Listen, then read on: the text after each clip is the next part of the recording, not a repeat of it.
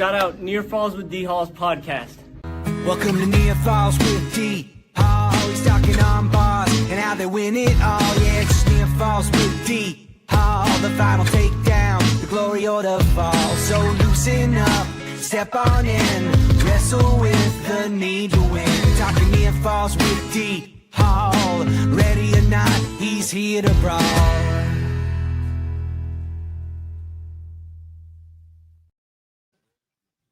And we are live here at the Burgettstown tournament. The finals are getting ready to kick off. We are just finishing up the Parade of Champions. I am here with my Keller analyst, the mayor of Burgettstown, Mr. Luke Snatchko. Thanks for having me. Appreciate it. Pleasure to be here. Absolutely. It's going to be some great matchups, and we're getting ready to blow the first whistle right now at 107 pounds.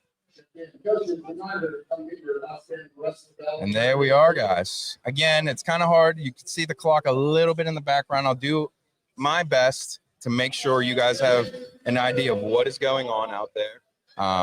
It's going to be some fantastic finals. First matchup of the night. We have Angelo Bonnie from Central Valley going up against Carter Baker from the hometown Burgettstown Blue Devils. Man, great tournament here for Carter Baker. Battled through this bracket, knocked off the number 2 and number 3 seeded wrestlers to get here. Going to have his hands full, I think, here with Mr. Bonai. He's a top-tier wrestler here in the WPIL, and we look for some high-caliber wrestling here for sure. Yeah, no doubt about it. And as these guys get ready to kick off, they've all been really dominant on their way to the finals. Carter Baker goes tech fall, 8-1 decision, 13-11. Angelo Bonnie goes tech fall, and major decision in the semis to make the finals. And we are underway here at the Burgettstown Invitational Tournament. And right away, we see Bonnie in on a Russian, pushing the head down hard, tough, heavy snaps. And that's one thing you're going to find with the Bonnie brothers. And he's going pull into the single, catching, and he will get the opening takedown of this match here early in the first period. Bear with me, guys. We're getting going here. Early in the first period, he's up 3-0. This is what we've seen from Bonai most of the tournament. High action, a lot of points, and just really a lot of pressure on his opponents. And as I kind of alluded to earlier, he is not the only Bonai we will see this afternoon. His older brother will be wrestling in the finals later on. But again, like you said, more of what we saw there just in the little brief stint, just heavy hands, good motion, really impressive stuff on the Bonais. But that being said, Cam Baker has been fantastic this tournament, and he looked really good at Southmoreland a couple weeks ago. So this match is far from over. Both of these wrestlers, a lot of action this tournament. A lot of action on their feet. And I'm not sure how long this match is going to last, but we're going to see a lot of action for sure. Nice high crotch there, and he's trying to finish his Bonai, and he will on the edge to make it 6-1 halfway through the first. Pretty slick there by Bonai. Yeah, and again, this tournament, as we get into these finals, there's a lot of guys here from not from the WPIAL, rather. One in particular we're going to see at the next weight class, one of the best guys in the country is Chase Karenbauer. And there is Bonai trying to get a couple of cheap back points. The ref says no firm control, just 2-1 counts. Now he's going to try to go ball and chain underneath, digging.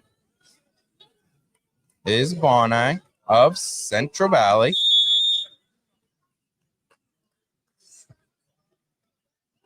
man, tough rod on top. Overwhelming. Yes, really, really tough. Covering the hips well, and it's not like he's just riding parallel. He's out there trying to work for different stuff. He puts a boot in now, and just slowly just grinding on those hips of Baker. And that's not a good place to be from Baker. It's not fun being on the bottom of that for sure. You know as well as I do, partner, when you're on tummy time with a leg, and it is no fun. Unfortunately, I do. And that will be how the first period will end. A lot of action that first 6-1 period. after the first. Not surprised Bonai's going neutral here. He's been dominant on his feet, and I think we're going to see more of the same here. I agree. Period. Let's see what he decides to get to here.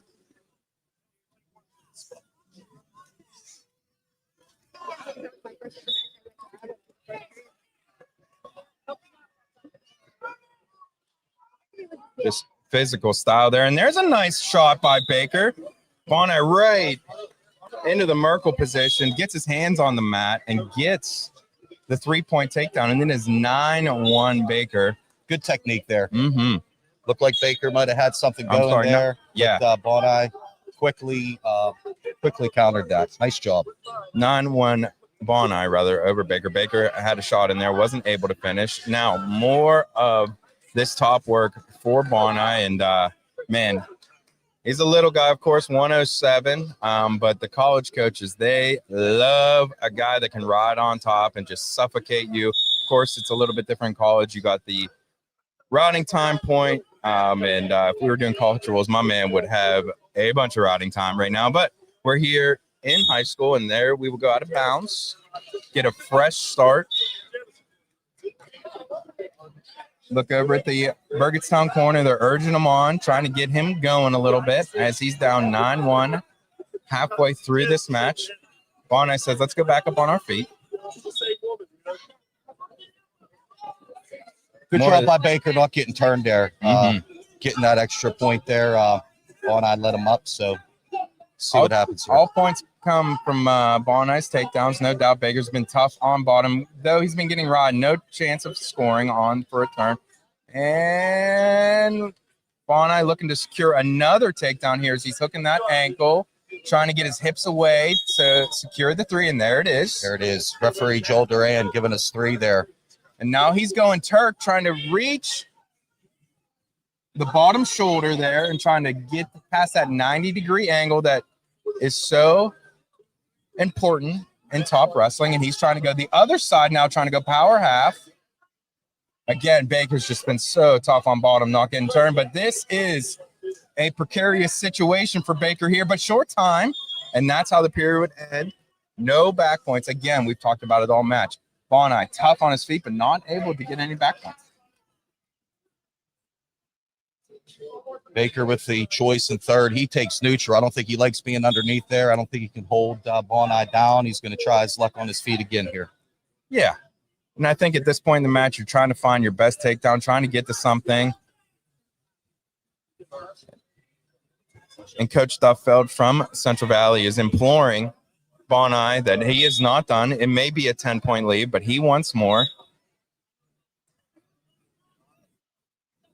So we got a minute and 40 left in this opening bout of the finals. And there's a beautiful head inside single trying to finish out the back door is Bonai up on his feet. The ref is very tight on this position, making sure it is safe. Great scramble here from Baker to get his hips up. And Baker's going to look to turn in and score. No points yet. Great scramble here late in this bout as Baker is battling. Bonai getting some height now. Yes, he is. And he's going to turn in and finish. Good scramble there from both wrestlers. And that's some fight for Baker. Being down 10 points, trying to win every little position. He did a great job getting his hips up. Just Bonai just a little bit too much. And I think he's going to try to finish this one on top. Been able to take him down a handful of times, but I think he's going to try to finish it on top. Again, he's up by 13, 40 Baker seconds left. Really hasn't been able to find his base this whole match. It's pretty much been flat this whole match. Great job by Bonai. That constant forward pressure is just it's unrelenting, man. You got a guy like that kind of knows how to use his hips, how to control each position on top, it becomes a problem really quick. And Bonai certainly one of the best here in the Whippeal. 15 seconds to go, and he's going to try. And Baker is looking to fight off, and he does. Impressive stuff by Baker. Tough kid. Absolutely. And that's how it will end. Bonai from Central Valley goes out and gets the championship at 107 pounds for the opening match. Sure, Coach Alday, Coach Vigilati over there, happy with their wrestler and the effort they put forth there. It was a good match for sure. Absolutely. Sometimes we're just outgunned, and I think that's what we had there. Moving on up, 114 pounds partner. This is one of the ones that I am certainly excited about. We have Chase Karenbauer, one of the best guys in the country, going up against Bennett Ferraro from Pine Richland. This is going to be a dogfight at 114 pounds.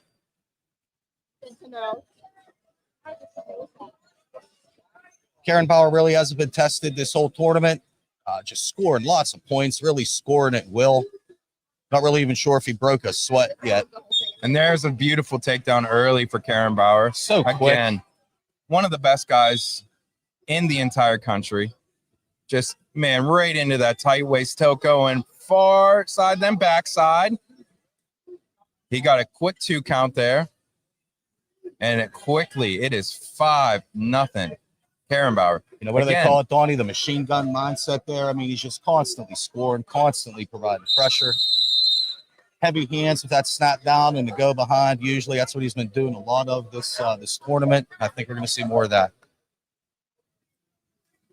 And there's a beautiful head inside single. He's keeping that forearm, looking to go dump right into it. And he keeps that arm, and he will not. Oh, no, he will get a set of back points, 2 points, and he's going again. Man alive, is this kid impressive. Ladies and gentlemen, just relentless. And let me tell you guys, Bennett Ferraro is no joke. Bennett Ferraro is one of the best guys we have in the Whippeal, and there it is. Nice job. Chase Karenbauer, just a machine gun, as you said, did not let him breathe, and there it is. All the way through the tournament. That's what we've seen from Chase Karenbauer. I think, in the postseason, that's what he's going to look to do. And that's the kind of kid you see with some hardware at the end of the year. That's for sure. No doubt about it. Some impressive stuff there for Chase Karenbauer. And now, moving on up, we will see his teammate at 121 pounds. That is Ian Stearns of Grove City. As you see him walking towards our side of the mat here. He will go up against Bruce Anderchek from Quaker Valley. Another fantastic matchup here as we are waiting for the third place bout, I believe, next to us. Either third or fifth. I believe that's fifth. What are we thinking, partner? I'm not sure. Not sure either. But nonetheless, they do it at these tournaments. They wait until those bouts are done, so all the bouts of the weight are wrestling at the same time. Going into these finals, Matt go ahead. Breeze, 5th place. Okay, perfect. So that's next to us, and then that must be third and fourth to the left of us.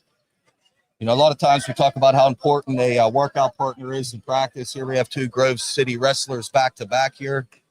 I'm sure Stearns gets a lot every day from wrestling with Chase Karenbauer in the room. I think we're going to see a similar style here.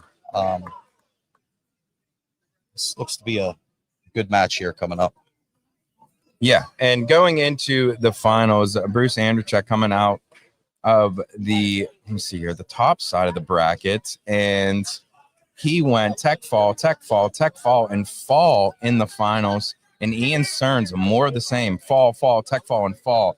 So 2 guys here that have just ran through their sides of the bracket. Man, it's going to be exciting to see this one. Yeah, this is certainly going to be one of the better matches here in the finals. 1 and 2 going at it.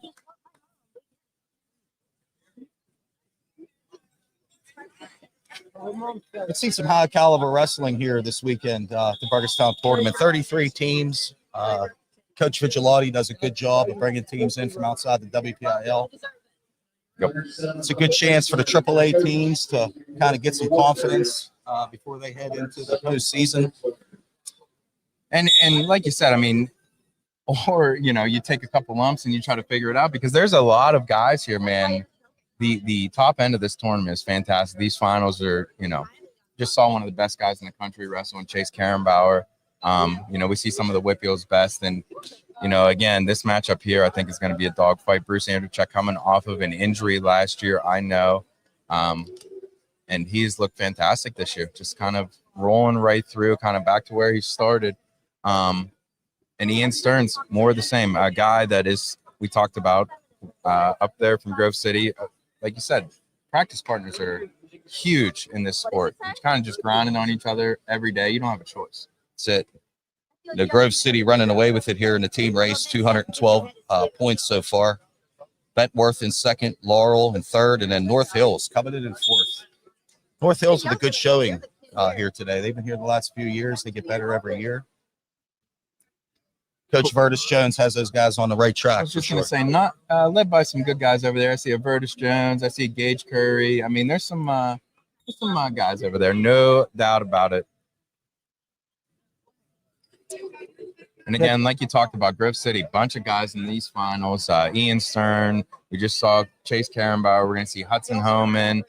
There's another one in there. Al Hamilton is in there. I mean, they got guys littered up and down this bracket in these finals. I'm excited to watch them all play out. And that first one, like we said a few times, very impressive. So we already have Chase Karenbauer.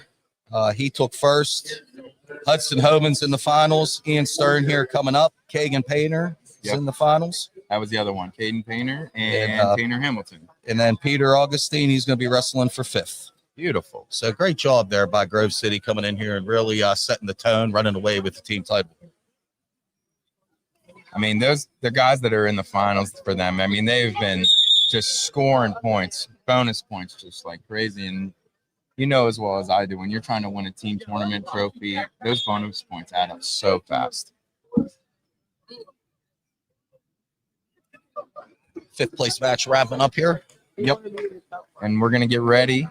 As you see, Bruce Andrechek take his shirt off, get ready to go, going over and giving his pops a smack and a high five, getting some final instruction from head coach Austin Heinel before he steps onto the mat.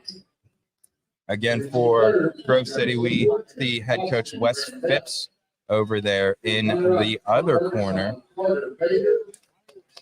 And as we get ready to blow the whistle here at 121 pounds.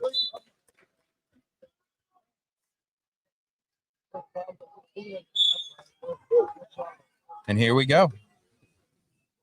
Early low stance for Stearns.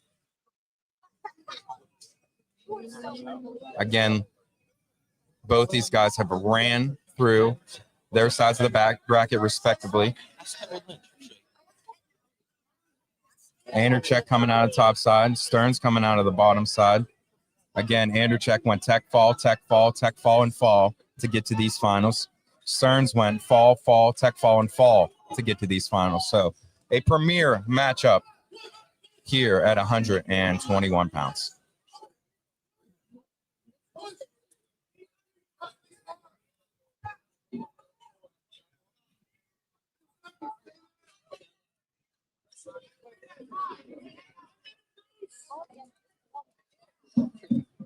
Halfway through the first period here, not much is happening. Both guys staying in really good stance. A couple little hand fights there. Trying to fill each other out here a little bit. For sure. You get two high-level wrestlers together that haven't really seen each other. It's always a little bit of a cat and mouse game, if you will. Excuse me, what weight class is that? 121, my friend. And we are, again, you guys can hear it and see it. We are in the crowd here at the Burgettstown tournament. Oh, and there's a nice head inside single. And he will catch the far sock as Bruce Andrechek to get the opening takedown of this bout, 3-0. Man, talk about a sniped shot. He really snagged that leg knife very quick. You said it, partner. Fast as lightning in on that single, and the finish was just as quick. Stearns really didn't even have a chance to react and defend. Here we go again. We've seen A lot of good riding, a lot of good work on top here. Got a nice crossbody ride here by Andrechuk. Just looking to turn him here, see what happens. And that's how the period will end. After 3-0. Andrechuk is, we got some blood for Andrechuk. I believe, like I say this all the time, I think it's the only sport, at least in high school, that has blood time. I could be wrong on that, but I don't know of another one, that's for sure. Which those of you watching out there, you know that this is the best sport in the world. And talking more about these guys on top, partner, man, it never changes here in Pennsylvania. We love to wrestle on the mat. Man, I tell you, being a Burgettstown fan, that's one thing that you can always expect from Burgettstown wrestlers. They're always going to give you good effort, and they're always going to be hard on the top. And you see that a lot when these wrestlers wrestle throughout the country. You go to these Ohio kids, they're more on their feet, but they just can't take that pressure of the WPIL and the Pennsylvania Riders. And it's just really good on top. I think it has a lot to do with the coaching too. Just such good coaches in the WPIL. It's incredible. And you said it, partner. I mean, oh my goodness, are we littered with riches of coaches here? And it's just like the guys that are coming back, even coaching high school, can coach at colleges all over the place. As we will get started here in the second period, they get Andrechuk leaned up from the blood time. Stearns remaining in that low single, and there's a beautiful high crotch there for Andrechuk. He's looking to go out the back door, pick a side here, as he's going to sit back on his heels, trying to turn in. And if you're Stearns here, you got to find a way to get your head up. Very tough position here. And Andrechuk's going to, and there it is. That's very tight. The ref did not like that. Potentially dangerous, and we will go back on our feet. 3-0, a minute and 28 seconds left here in the second period.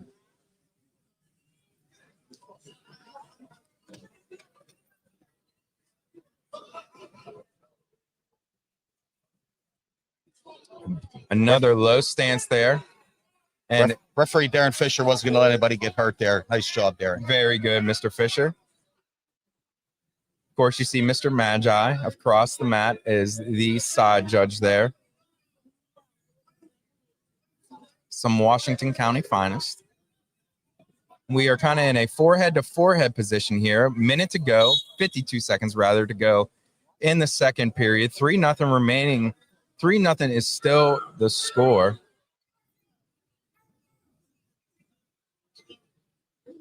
Stearns having trouble finding his offense here. Just a good job by Andrechuk. Good defense, and he's really putting his offense to the forefront here.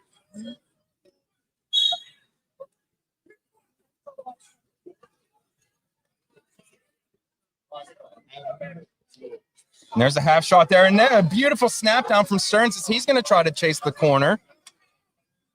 Looking over to his bench, trying to figure out what he's going to do, and it's a little bit too elbow deep now at this point. And it looks like he's remaining for a stalemate. And now the guys are going to try to pick up the motion here as Fisher wants them to finish this sequence, work it out, and now he will call the stalemate. 18 seconds to go here in the second period. In the finals, 121 pounds. We have Ian Stearns from Grove City versus Bruce Andrechuk from Quaker Valley. Again, two guys that have ran through this tournament to get to these finals. Stearns needs to find a way to keep that elbow free there. A lot of times when you get in that front headlock position, you get that elbow locked up. The wrestlers that find a way to keep that elbow free tend to score a lot easier from that position. 100% agree.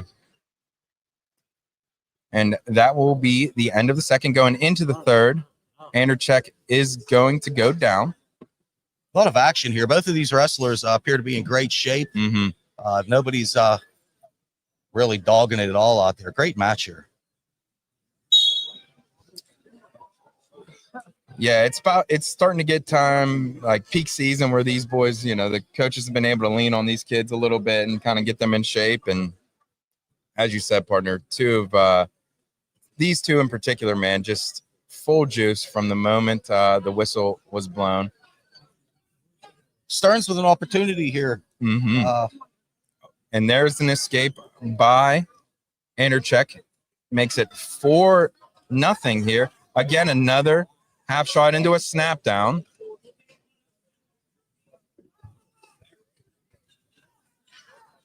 Stearns trying to create some short offense here. But again, partner, we see him very deep on that elbow. Yep.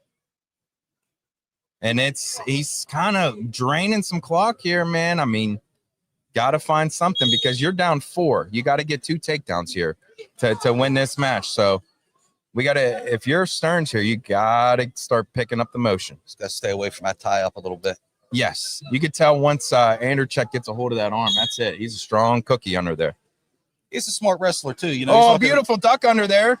A great defense for Stearns. And again, more of the same position. And Stearns is trying to find this one. He's trying to chase that socket. He does have a grip on that far ankle as Anderchek bites it off. 45 seconds to go here in the third period. 4-0 Anderchek. Great job by Anderchuk not allowing him to get that angle. Good job by Anderchek getting his butt to the center. Nice double leg takedown attempt there for Stearns as he's trying to find it. Great whizzer for Anderchek. And the ref will call it out of bounds. 25 ticks to go. We are at neutral.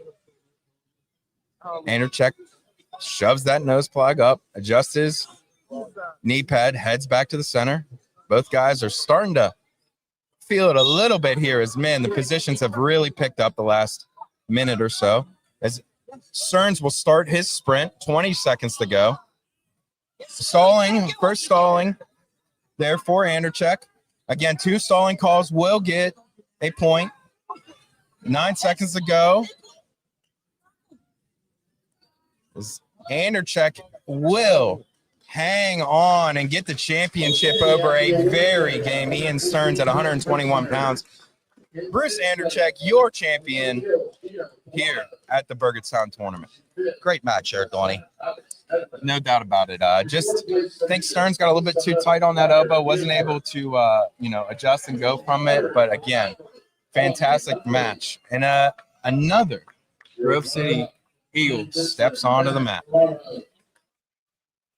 114-pound champion, Grove City, Chase Denmark.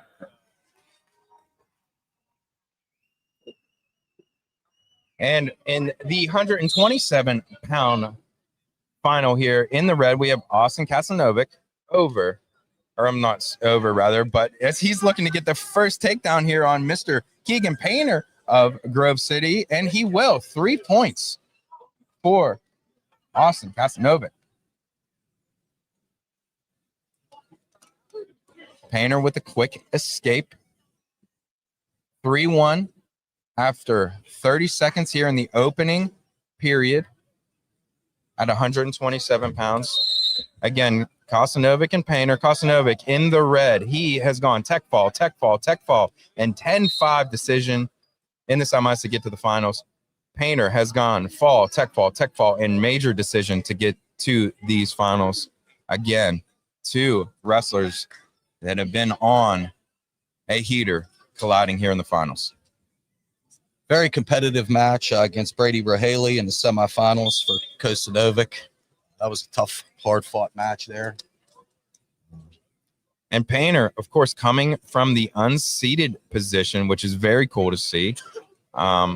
He took out the 6 seed on the way, took out the 3 seed on the way, took out the 7 seed, and now he is up against the number 1 seed. So great tournament for Painter. Kasanovic, one of those guys and he's head inside single, looking to finish. Painter's trying to wrap up that far leg, trying to get his head up in the scramble position here. Austin will put his foot on the mat. Painter's got to watch as he was flat on his shoulders there in a defensive position. Now Painter is in on a head inside single, looking to go waterfall position out the back door. And he's trying to get that foot armpit deep, which you love to see. Very good work, but he's running out of time. He's trying to find it here. Great hip heist for Kasanovic as we got 5 seconds to go. Very, very good action out of both guys in that late scramble, and it is 3-1 one. Kostanovic after one. Great scramble there, partner. Amazing there wasn't more points scored there. A lot of good defense there. Oh, my goodness gracious. Painter says, let's go on our feet.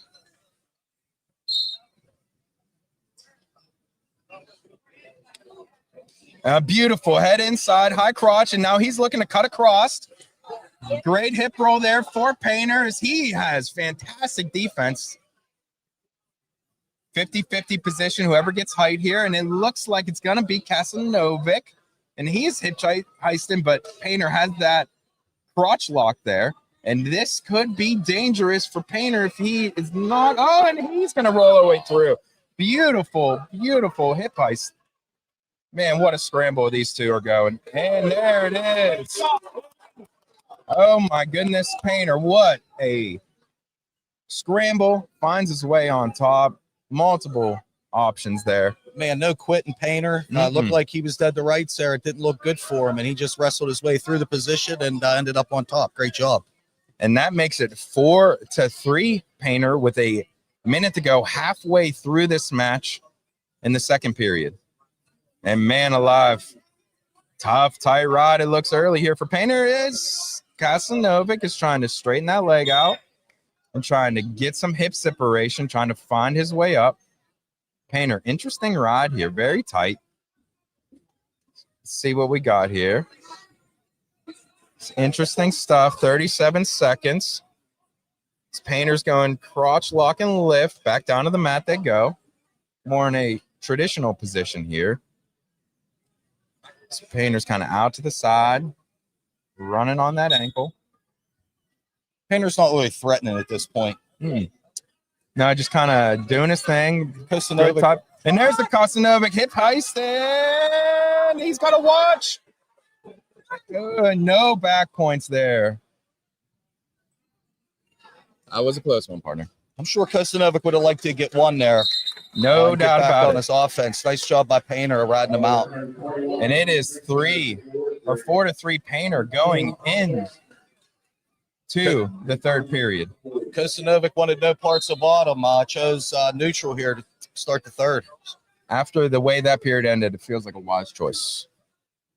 Kostanovic was able to get in a bunch of times there on the leg, but man, the defense of Painter has been outstanding. And again, there's another shot as he is in deep again. And again, Painter goes crotch lock and roll and goes right to the funk. As they got to watch here as it's going to get a little funky. And another funk roll into a takedown off of Kostanovic's own shot.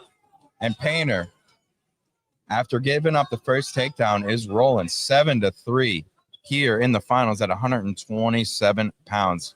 And he's going to throw a boot in and try to slowly ice this match away. Painter really won one of the two scrambles of the match, and that's really been the factor here. And now he has the boots in, and like we said earlier, not a good place for Kostanovic to be at this point. Yeah, no doubt about it. Some tummy time here. And again, when you're running a double boots position, it's very, very tough. You got to get your hips to the mat. It's a long working position to try to get you back up. Right now, Kostanovic going to try to work to his base, but got a little help there from the commissioner, Larry Maggi there. Mr. Maggi says, not enough action. Let's get a fresh start. Again, 7-3 Painter, 43 ticks left in this bout. And off the whistle, trying to get his hips back is Kostanovic, and he goes hip heist right into a leg, catches the leg, and he's going to try to come around and get a score here. 28 seconds to go, as he's really got to get going if he's going to find this. And not enough. Again, this Painter has been fantastic in his defensive positions. More of the same here. Just going to be on that ankle. Good position, really, just not getting into trouble there. Really, really impressive stuff there for Painters. We got 4 seconds left. Unseated, running all the way through the bracket. Great job.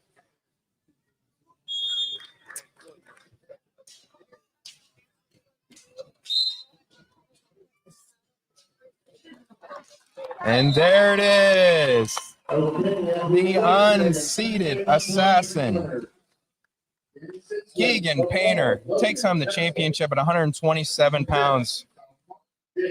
I think that'll be the last time he will be unseated at this tournament. I think so too. Yeah, you know, it's a 6-minute match, but really, you know, he won the 15 seconds of that match that mattered. You know, those 2 scrambles and those 2 takedowns were the difference. Great job, Keegan Painter. And moving on up to 133 pounds, we have Antonio Bonnet, the older Bonnet brother from Central Valley, going against Evan Sala from Mount Lebanon. Coming into these finals, Bonnet has gone fall, tech fall, and fall. Sala has gone fall, tech fall, and 3-2 win over Mason Wright of Best Center in the semis. Again, more like we've talked about pretty much all day, partners. All these guys in the finals, they've been impressive to get here. Yeah, Sala with a tough match there in the semifinals against Beth Center's Wright. Came down to the 3rd period. Bonai has just been on fire this whole tournament, just scoring points, and a lot like his brother, just, you know, a lot of points and a lot of offense. Heavy hands and good constant motion with a great stance wins you a lot of matches. And there's a nice head inside single for Bonai. He's looking to try to find that far leg, that far sock. Solid doing a good job with the whizzer. Bonai super patient here, has the leg in the air as he's going to try to pull him in. Solid doing a good job as he will kick away and get out of that position, get a fresh start. And again, another shot there for Bonai. There it is, right on the edge. Takedown for Mr. Bonai as he will get the early lead here at 133 pounds is Antonio Bonai. Nice job by Bonai finding the angle there on the edge and getting his 3 here.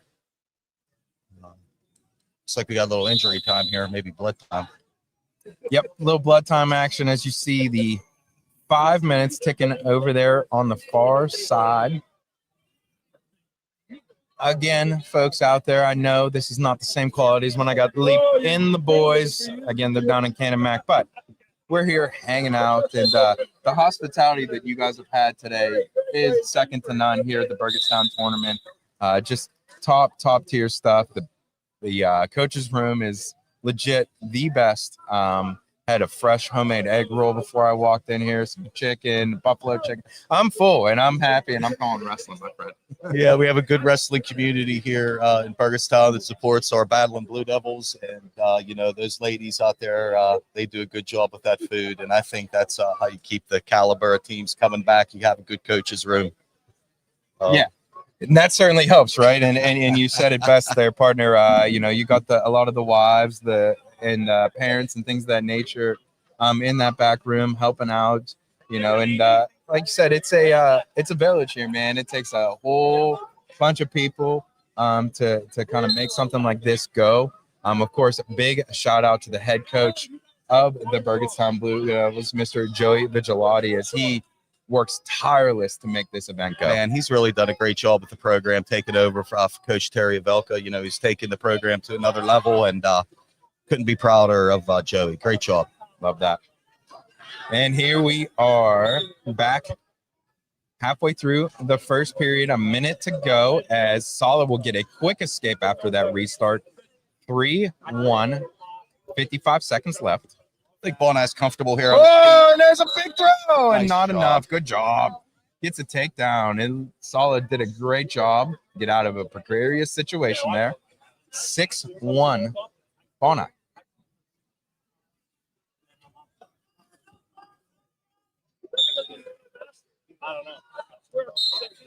We got blood. And it is some more blood time here as Sala is leaking.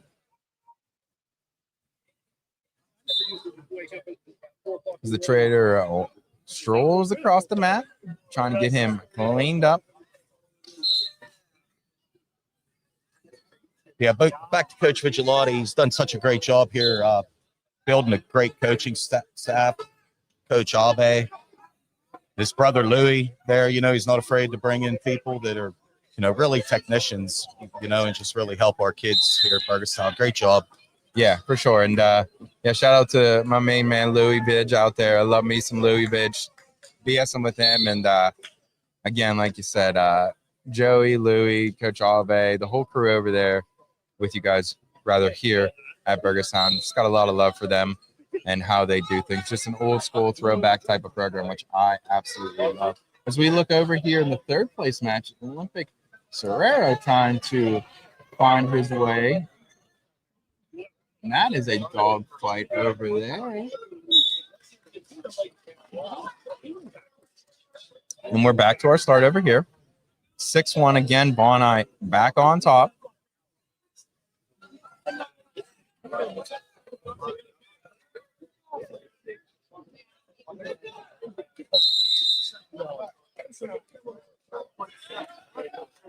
Beautiful head inside.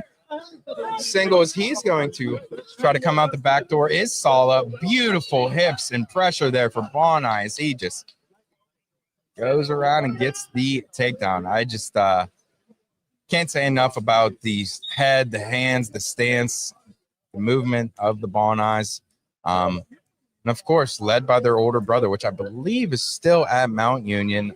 Just what a fantastic family there. Seems like there's been a Bonai wrestling in this tournament for about 15 years. That's a fantastic call there.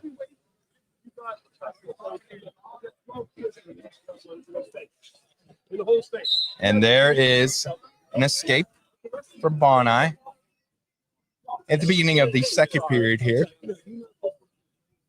So first and second. Wow. Just so strong as Bonai, and he will take him over, get a 2 count with it.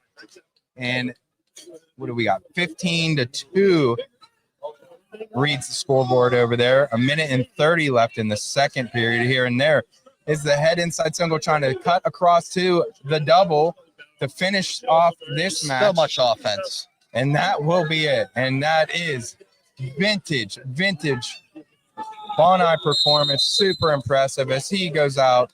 Antonio Bonai wins it 18-3. Oh my goodness. Bonai's really solid in all aspects. On his feet, on the bottom and on top. Great mat awareness. He's just solid all the way around. Moving on up to 139 pounds. Another premier matchup here in my mind. And another one of those Grove City Golden Eagles. Man alive, is they've been impressive. And this one is Mr. Tyler Hamilton, a guy that is the younger brother of Cody Hamilton. And, man, is he on a run. He was in the blood round at Powerade last week, just missed placing there. And he is going up against one of the Whitfield's finest in Mr. Drake McClure. 2 guys here that have had a solid road to get to the finals. McClure has gone fall, 8-2 decision over Levenis in the quarterfinals, and then fall in the semifinals. Hamilton for Grove City won tech fall, and 5-1 decision over Serrero from Mars there. So just looking at this bracket, a Serrero match, I knew it was going to be a big one. Impressed to see Hamilton get through that, and this matchup here is going to be a good one. McClure has been really good on top this tournament. He's just, gets those legs in and works bars so well. We'll see if he'll be able to get to that this match, see if he can get a good takedown here and get a good ride on and see if we can get a turn. We'll see what happens. Yeah, he's definitely a monster on top. There's no doubt about that. Kind of where he makes his bread and butter is Drake McClure. And as you guys can see and hear, here's the 5th and 6th place matches finishing up here. I'm not sure who that is for Burgettstown. It's Danny Smith. Danny Smith. Makes sense. He gives up a takedown there. A young man from Mars. So he's got blood time now.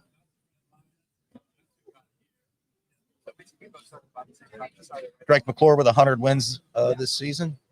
Passed that mark earlier. Yes, sir. Congratulations to him. I think there was another young gentleman that got their 100th win today as well. Not sure. I saw it online. I had to go back and check. Logan Noyes from Burgettstown. I was gonna say last night. that's what it was. Maybe I saw it this morning, and it was last night. Congratulations to Mr. Noyes there from the hometown Burgettstown Blue Devils, that's awesome, man. I love to see kids that's a model of consistency. Guys getting that 100 victories. It's no joke, man. Especially in the Whitfield and in Western Pennsylvania. These kids are wrestling a rolling schedules, and it's not like getting 100 victories down in like West Virginia or something. Well, you got that right. Talking about coaches, got Coach Mizzy over there. Yes. Another WPIL great there. Yes. Helping us out. Bentworth giving back to his community. Love to see it. Yep. And I know his brother is around as well. And of course, we're talking about Francis and August Mizio. We see them both over there chatting with each other. Again, two of my favorites to talk to. Great dudes. And, like you said, two high-level college wrestlers coming back, giving back to their hometown kids and their hometown group. And it's just so much to be said for all of these coaches. And this wrestling is just such high level here in the state of Pennsylvania. Donnie, I don't know if you know this or not, but the world does revolve around Burgettstown, and Drake McClure's dad is a proud Burgettstown alum. I don't know if you knew that. I did not know that. Yep, Mike McClure. Very cool. Yep, see him over there helping coach out. Good guy. Love that. Yeah, no, I did not know that. And of course, I said it before we started here. Talking to one of the referees, it's just like you said, Burgettstown kind of has a lot of tentacles that kind of extend out all over the place, man. That's for sure. It's it's kind of like the same thing with Pittsburgh. A lot of people used to live in Burgettstown and they moved all over the country. And same way with Pittsburgh. And it's the same type of phenomenon. Everybody knows somebody from Burgettstown. and of course, now I'm burying the lead. Of course, the fans out there know that I'm from West Allegheny, and you have a couple of family members out that way. My family's from West Allegheny, from the Sturgeon area. I'm the Sturgeon, Champion Hill. That's where my family's from down there. So, it's a small world here in Western Pennsylvania. That's for sure. Small world. And I'm gonna try to move the camera here, guys. And this is something that just fantastic stuff. As we see, we got the all the way around the face wrap there, which is fantastic stuff in the 5th place, 6th place matches. We're finishing it up there. I got 1 minute and 20 seconds left there. Danny Smith battling hard here. Nothing like wrapping the freaking nose all the way around the head there, buddy. That is some true wrestling stuff. Wrap it up, tape it up, get back out there and wrestle. I absolutely love that.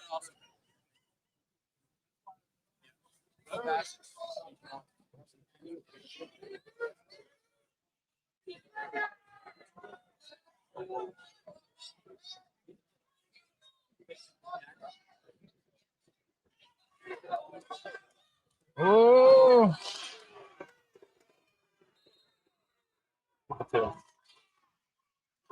And just like that is a 9-9 match.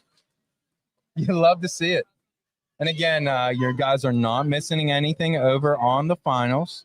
We wait until all the matches are done here at Burgettstown for each weight before we start the next one. And we have a dogfight here for 5th and 6th. Danny Smith gave him a point there.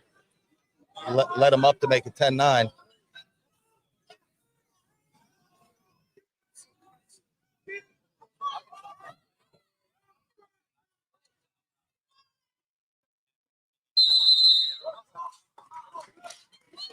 Danny Smith needs a takedown here in the last 22 seconds.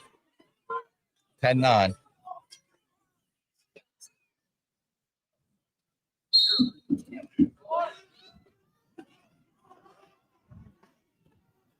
And we have 18 seconds here as Danny Smith is sprinting to try to finish off this comeback.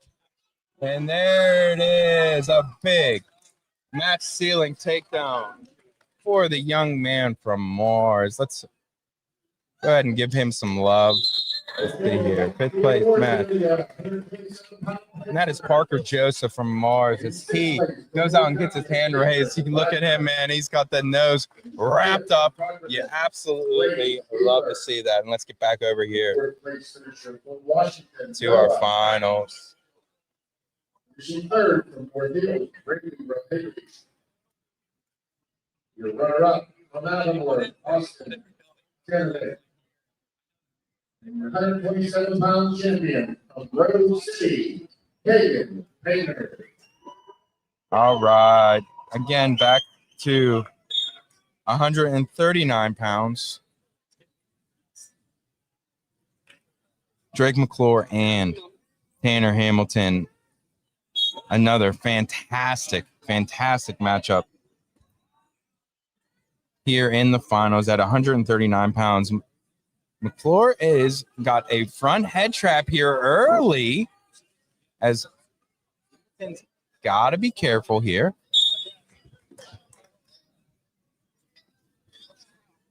And that will be a stalemate. We'll get right back up to our feet. Nice little duck attempt as Hamilton will try to counter that by running to the corner and to no avail. Another nice arm drag attempt there for Hamilton, as both these guys are getting the offense going here early on. It looks like these guys are trying Nope.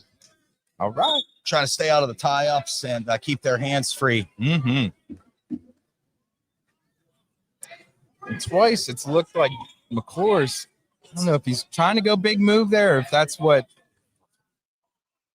Hamilton is putting himself in. But again, we see McClure going double underhooks, and he's driving in as Hamilton looks to get his butt away. As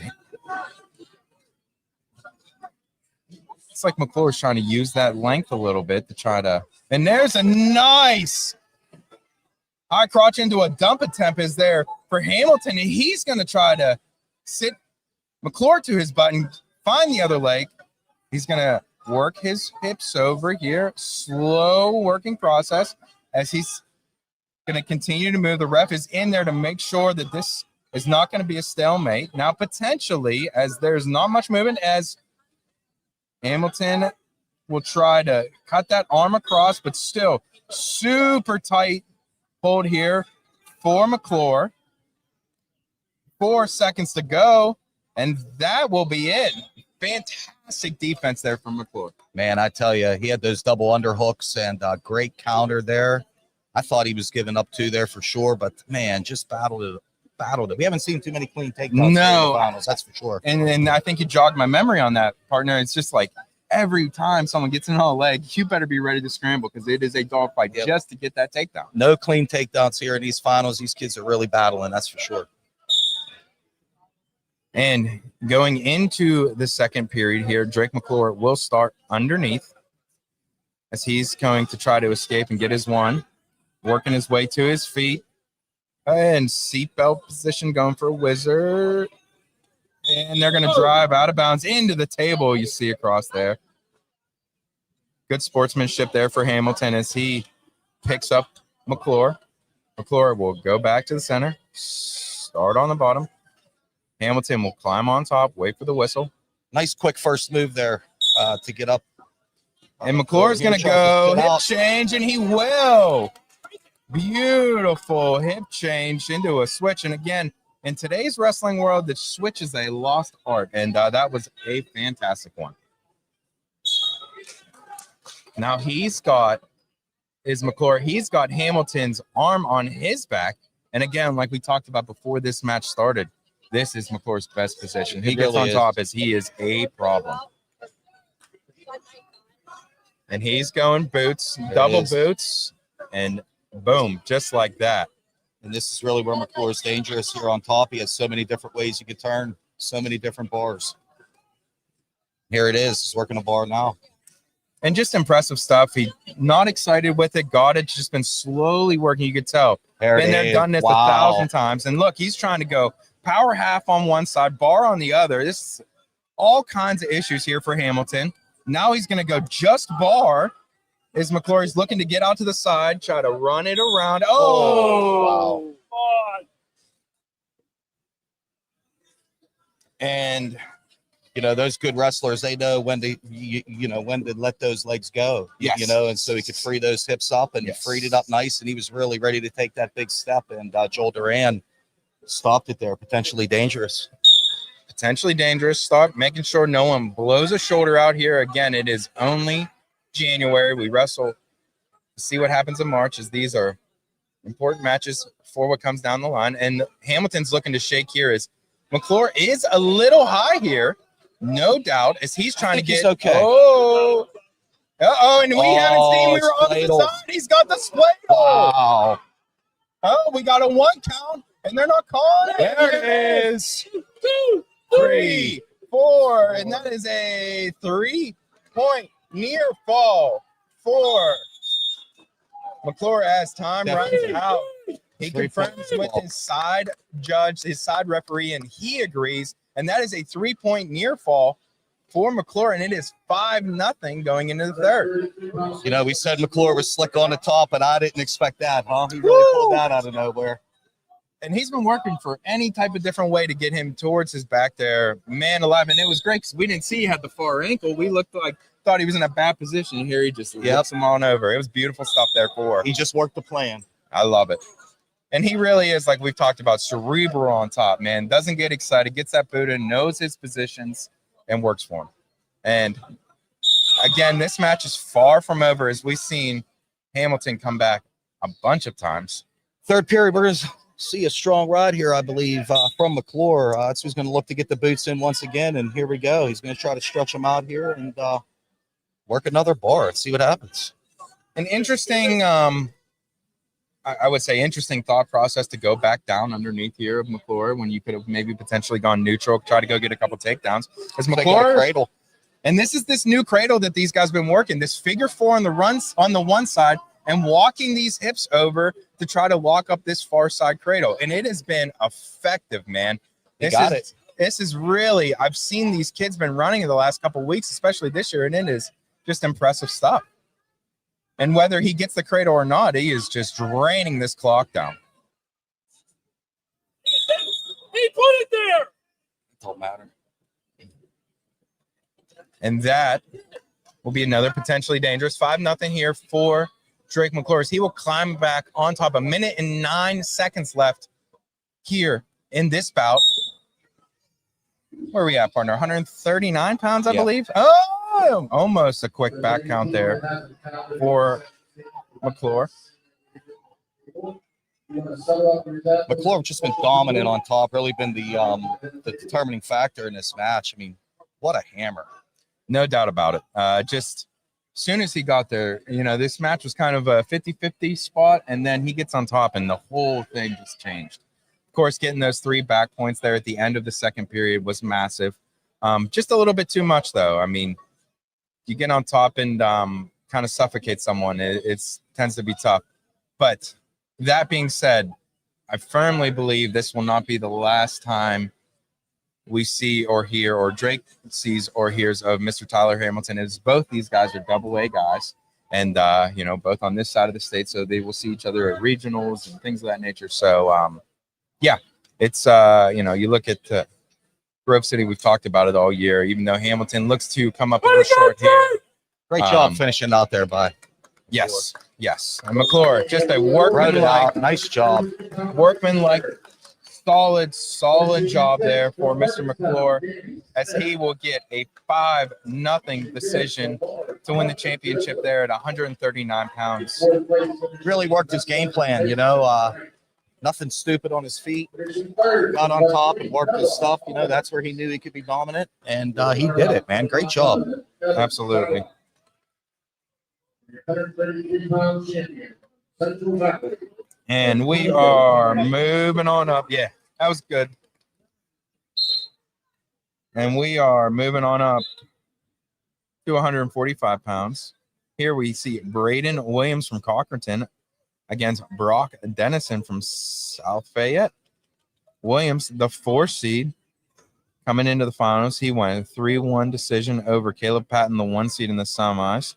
He went 8-7 decision in the quarters, and he went tech fall in the round of 16. So Williams, a solid opponent.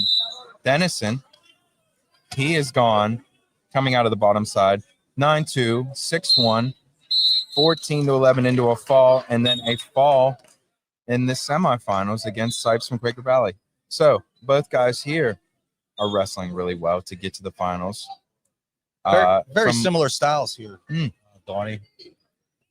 Two lower seeded guys, which you love to see, man. I love to see guys that you know, maybe not necessarily picked to make the finals run through the bracket like Painter did a couple of weeks ago. I love that stuff.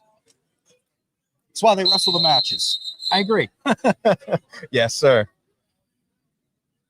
And again, here, more of what we talked about, a little bit of a feeling out process here in the early going for Williams and Dennison. Of course, Cockerton, one of those schools from up north that comes down, not a Whippeal school. There's a handful of them here at the Burgettstown Invitational. Good opportunity to see some WPIL foes that they might be seeing later on in the postseason. Oh, and beautiful duck under there is Dennison. Not enough as he was not able to go behind. And ankle pick attempt into a takedown is Williams. And it is 3-0 Williams with about 20 ticks left in the opening period at 145 pounds.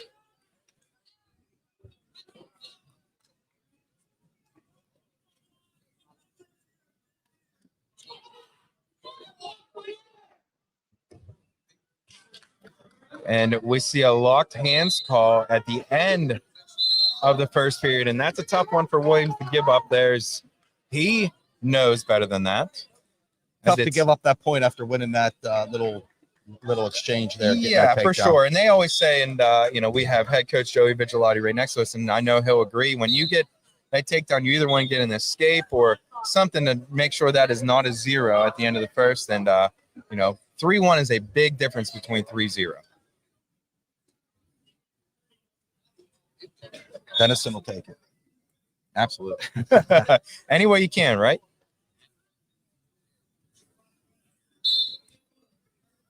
As Dennison will climb on top, Williams chose bottom here.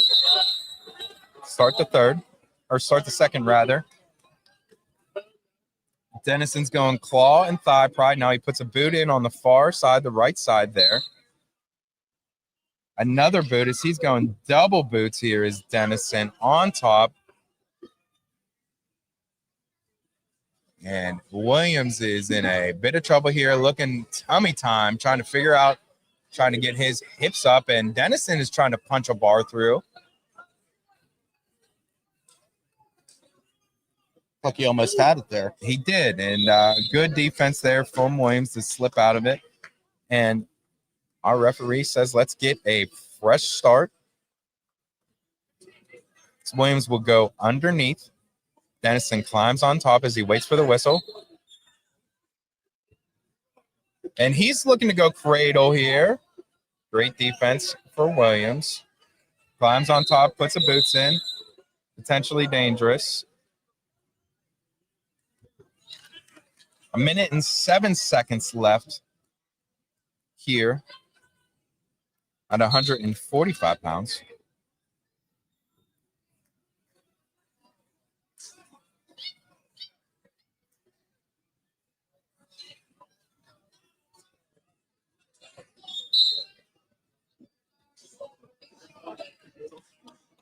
Oh, yeah, I'm good. I've been just doing this. Appreciate you, though. Don't Like the referee would like a little more action out of the bottom guy there. Yeah. We have like a quick match like it's up that period. Come over, say what's up for a minute or two, I got a microphone for you, and then self tips whenever we're all done. We get to stretch out and come over and interview him or whatever. Dennison trying to get him flat there. Having a hard time. Got a stalemate.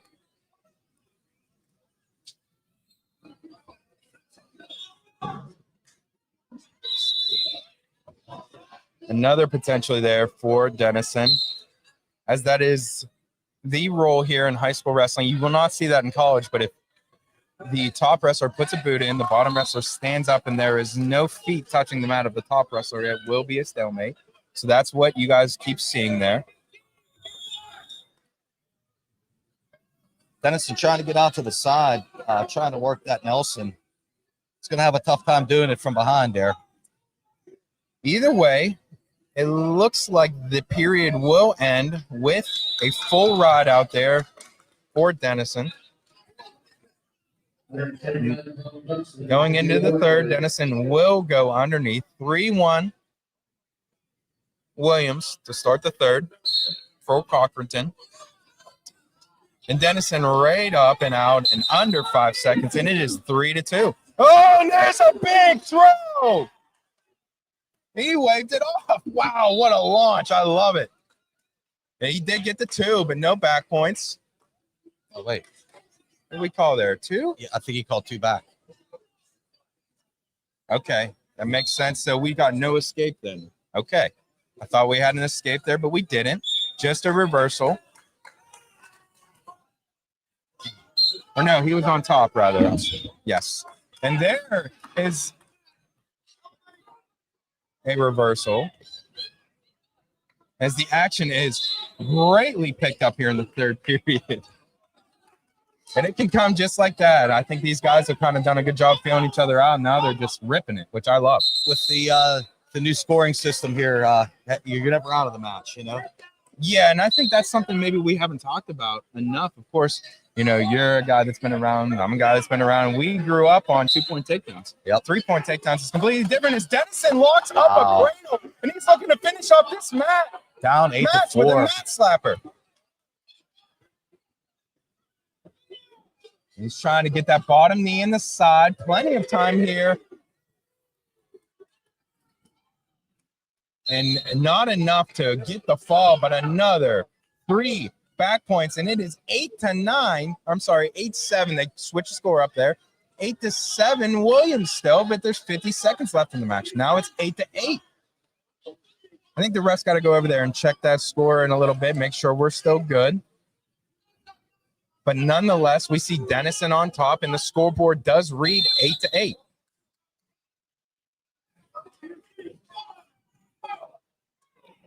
Williams really liked to see that stalemate there. He wasn't doing a lot of moving there on the bottom. Now he gets a fresh start here. Looking to explode off the bottom. We'll see what happens.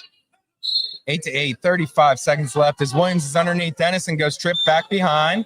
He's trying to get a little ride out here. No!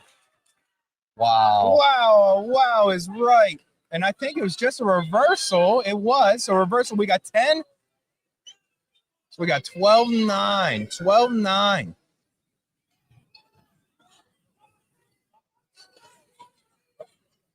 Dennison going to try to get out of bounds here to try to get a fresh start. And there we go. There it is. 5 seconds to go. 6 seconds to go. Down by 3. Williams looking to hold on here. And that will be how the match ends. Fantastic effort there for Dennison. But Mr. Braden Williams of Cochranton is your 145-pound champion here at the Burgettstown tournament. And again, moving on up, 152 pounds. We see another Burgettstown Blue Devil in the finals here. He's going up against yet another Grove City Golden Eagle, this time in Hudson Homan. Yeah, Homan's really walked through his side of the bracket. Really the class of this tournament, you know, top quality kid here. The hometown boy's going to have his hands full, I think. It will be a dogfight, no doubt. Looking at more of what you said there, partner, Homan has gone fall, tech fall to get into this finals. Noise has gone tech fall, and a 1-0 decision in the semis. As immediately Homan is in on a shot and will get the opening takedown 3-0 as he will go catch and now release 3-1. A nice, and he will catch those ankles and keep his toes in his Homan, and it is quickly 6-1, 23 ticks into this bout. Good mat awareness there, keeping his feet in and getting the second takedown. Nice job. No doubt about it. As you see, Mr. Derek Worstel launch a dude into our mat as Homan's going cradle here. Slowly taking it over as we're going blacksmith. Boy, that's tight. Woo! There it is. Hudson Homan, the Bucknell commit. What a dog as he goes out and takes the 152-pound championship. Man alive, is he impressive. Yeah, nothing against Logan Noyes, but, that kid is one of the top wrestlers, in the country and did a great job there. Just slick. Yeah, again, we've talked about some of them freaking Grove City boys. They have been impressive. Nothing fancy there, just good technique, double leg takedowns and cradles. That works. The good stuff is the good stuff for a reason. Yes, sir. And we have head coach of the Burgettstown Blue Devils, Mr. Joey Vigilati, sitting next to us as I drop. What's up there, Donnie? How you doing today, Mayor? It's good to see you, Coach. Good to see you, buddy. Man alive, you've done a great job putting on this tournament, my friend. I know these finals have been fantastic, and I know you put a lot of work in over the last couple of days to make this thing go. Yeah, man. Not just over the past couple of days, over the past couple of years, man. We've really built this tournament up to something really, I think, impressive in our area in Western Pennsylvania. A lot of good teams. A lot of outsider teams too that these Whitfield kids don't see too often. That's kind of what we're looking to do. If a team ends up dropping out or something, we're trying to bring in teams from further away. But yeah, we have a wait list. People hear about this tournament, and yeah, it's been a good thing the past couple of years. Yeah, and you mentioned it there. Talk about some of the teams that are out of state. Or not out of state rather, but out of the Whitfield. You have Cochranton coming in. They have a bunch of kids here in the finals, and then of course Grove City rolling away with the team title. We'll talk to Coach Phipps here in a little bit at the end of the tournament. But man, two impressive teams here. Yeah, for sure. It's nice to bring those teams in. That's good competition for these Whitfield kids. It's a little bit of a warm-up for, I think, that they might see some of these kids in the region or in the state. Yeah, it's a good thing, and I think they feel the same way.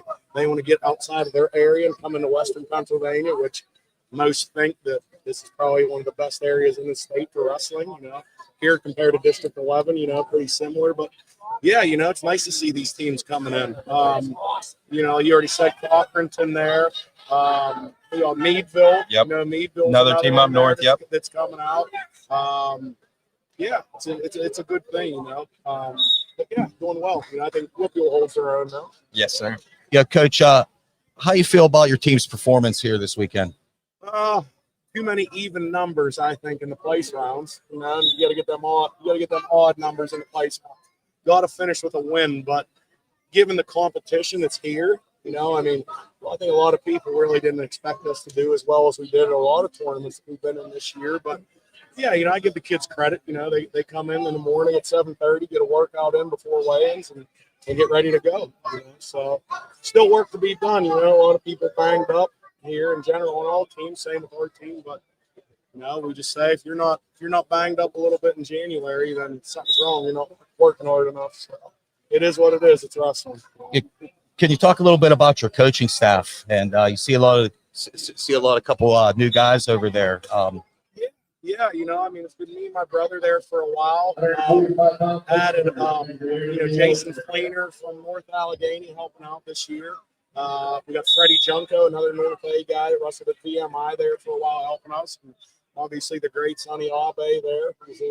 Everyone knows who that is if you're involved with wrestling. But yeah, all those guys, they've been a blessing. Me and Lou getting a little bit older. It's nice to have some younger guys in that group, to roll around and even just sit in the corner. They know what they're talking about. Wrestling changes every year. It changes. So these kids bring in new technique from college, and and obviously Sonny's a dictionary and encyclopedia when it comes to technique. So yeah, it's a blessing to have what we have with the help that we have here in little old Burgettstown. And I think that's my next question, or maybe even my last question for you. Talk about, and I was just talking to the mayor here about the community here, man. It is an old school kind of throwback community here, man, and they kind of surround and do whatever they can to help out programs like this, and especially you guys have just done a great thing for so many years here. So just kind of talk about, the people that surround you. Yeah, I mean, obviously, there's alumni and people that have been involved with this program that work the tables for us here. I mean, they've been working tables. There's the same guys that have been here for 25 years working the tables. We're lucky to have the administration and the school board that we have. A bunch of school board members come up and watch this event. They know the work that it takes to really set it up. 33 teams here, I believe, this year. Yeah, I mean, it's a big one, A lot of people in this town. Not much to do. What's out here? Game lands. That's about it. That's game lands in Burgettstown, man. Panhandle Trail. Yeah, I mean, in a Panhandle Trail, you see either people biking or hunting whenever you're looking out the high school window there into the game lands, So, but yeah, I mean, there's not much to do. We wrestle in Burgettstown, and people come out. They appreciate what we do here, and I think even the outsiders see that. Even these other teams that come in realize there ain't much to do in Burgettstown. It's wrestling. It's a wrestling community, But yeah, lot of people within the community come and watch our kids and support. So yeah, we're lucky to have what we have here. Last question I have for you, and it's not really even a question, more of a comment. That coach's room is impressive, my friend. We were talking about it. Me and the mayor were talking about it, and it's something I know that you guys take pride in. Yeah. So give a little love to the ladies back there. Yeah, man. My wife puts a lot of time in with that hospitality room. I mean, anyone that's been here has noticed. It's homemade egg rolls, buddy. Homemade egg rolls, buddy. Hey, they talked years ago about roasting a pig out, But yeah, anything you can imagine there. There's a buffet out back there, man. But you know what? That's what helped bring these teams in. The word gets out. The coaches start to really see that. Hey, man, you got to go there and check out the food. The only complaint we've really had over the past couple of years with this tournament is that, we need some more breaks. We got to go eat. That's pretty much it, man.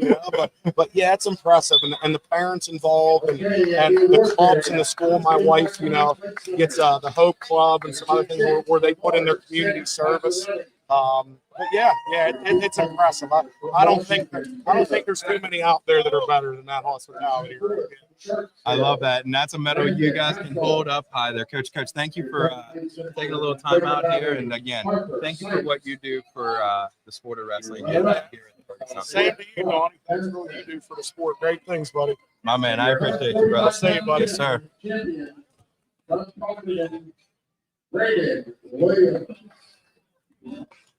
All right. And we are moving on up again. Thank you to head coach Joey Vigilati coming over, hanging out with us for a little bit. We're moving on up to 160 pounds. And another fantastic matchup here, too, of the Whipple's finest, Owen Ivsick from Benworth, a guy that just found his way onto the podium at Powerade a couple of weeks ago. Last week, rather.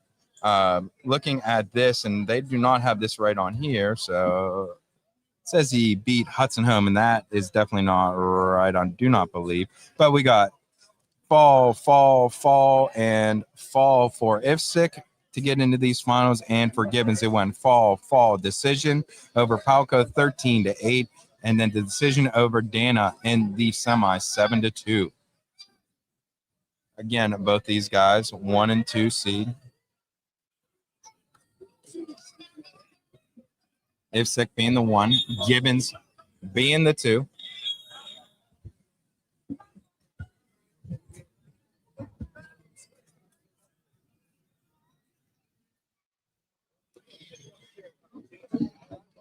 Like we talked about, partner, a lot of times when you get these high-level guys, man, there's a little bit of a feeling out process here in the first period. Yeah, you don't want to make any mistakes. Give up a cheap takedown. I guess both wrestlers very cautious to start.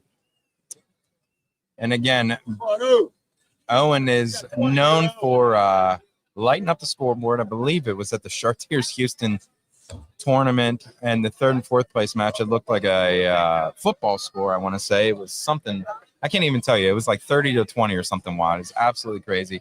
But again, one of my favorites to watch go. And then Cole Gibbons is I'm going to talk about a guy that is just freaking standard stud. My man stays in great position, heavy hands, a bunch of good attacks. Can't say enough about these two. And this is one of these ones here, man. This is like we don't get to see this too often because, of course, we got a double A and a triple A matchup here. And Ivsik, he's just, you know, he just represents Washington County wrestling. I mean, just hard-nosed kid. You know, he beats a lot of kids. I think he shouldn't, you know, and he's in every match. Just a solid kid, solid wrestler for seems like he's been here forever. And you know, talking in that vein as he gets the escape there, his HUD round match, I want to say he was down 14-2, 15-1. It was like a 13 or 14 point score. My man threw his dude to the back and pinned him to get on the podium. It was just impressive stuff. And shout out Matt Leeper that is down there in Florida. He told me, and I said, "Oh man, Owen doesn't look too good here." He goes, "Don't you take your eyes off of him. Any point he can launch a dude." And sure as shit, there he went. So again, it may only be 1-0, but do not. Ivsik's looking good at 160 pounds too. Yeah. Seems like he really, you know, he's growing up a little bit. You know, looks good at that weight. Yes. Again, both guys great stances here. So trying to find an angle.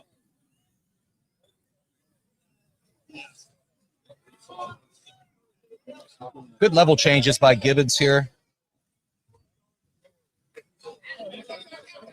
Ivsik hasn't really threatened. Just constant pressure. And there's a beautiful double leg takedown for Gibbons as he will get the opening takedown of this bout to make it 3-1 with about 20 seconds left here in the second period. Man, the good stuff was the good stuff, huh? That was nice double leg takedown, textbook. Absolutely. As Ivsik is going to try to get a 1 here before the period's over, and that's what we talked about. Oh! What?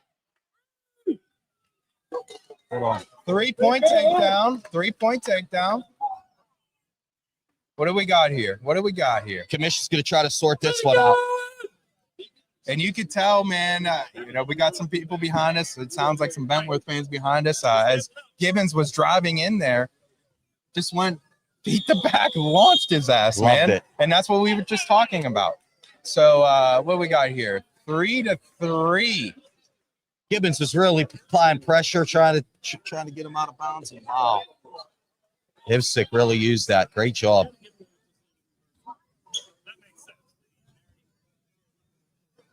No back. 6 seconds left here. Gibbons is going to try to get an escape before this period runs out. And he's trying like heck. And he will get it right as time expires. Huge point there for Gibbons as he makes it 4-3 going into the third. Something tells me that's going to be big here. Yeah, man. Again, those points at the end of the period, points on the edge, like coaches preach that. That is so, so big. Nice job. As Owen says, I'm good on the riding. I'll give you your 1, and let's just go working on our feet. Full 2 minutes to go here in the third period. 5-3 now after that escape, or the cut rather there from Ivsik for Gibbons. So 5-3 Gibbons with 1 minute and 45 seconds left.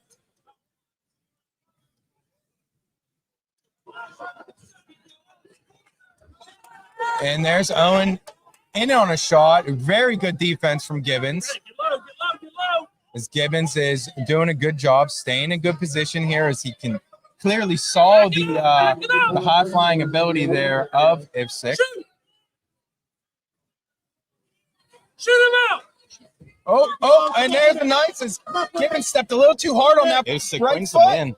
Oh, he's trying to go behind. No, ran out of real estate.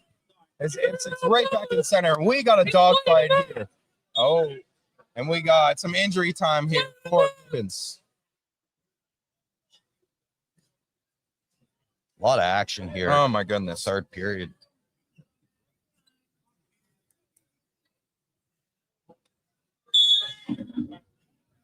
Gibbons hitting an inhaler over there.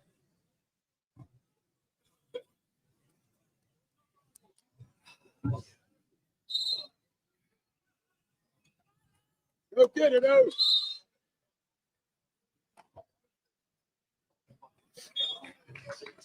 And we got a minute to go here. As this has been a fantastic bout here, man. Sure has been. We're going to see if Ivsik can get a late takedown here. Mm-hmm. 54 seconds to go.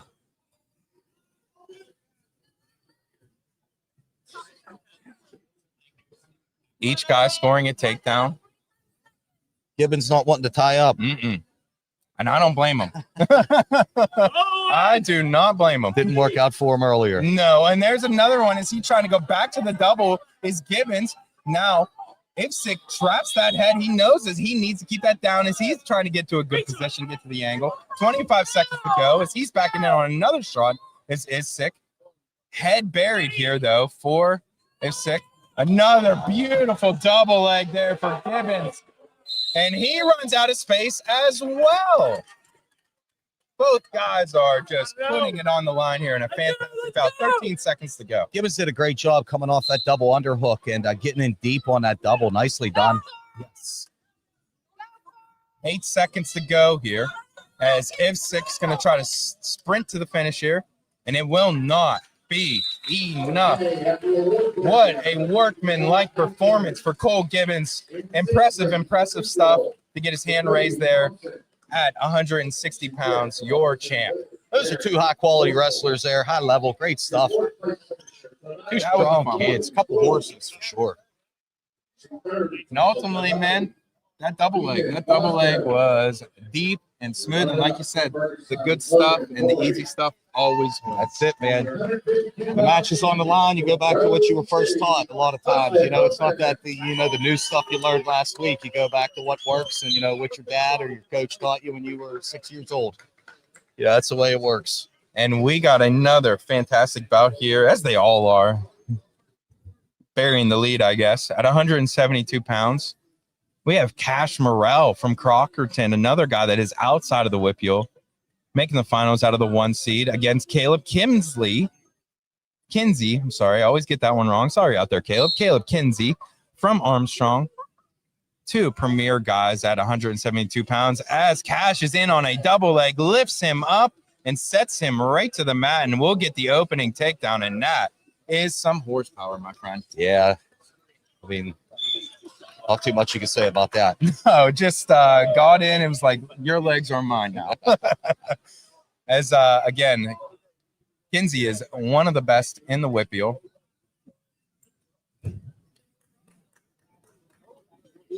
It's like blood time. It does look like blood time again. The only high school sport I believe that has blood time is wrestling, which you got to love that. I mean, kids are out there battling, man. It's every one of these finals matches, with the outside of a few, has just been dogfights. And these two in particular, man, for 172 pounds, some big boys. Yeah, we're starting to get up into the football player weights here. That's what I was just going to say there. Cash, he looks like a grown man out there.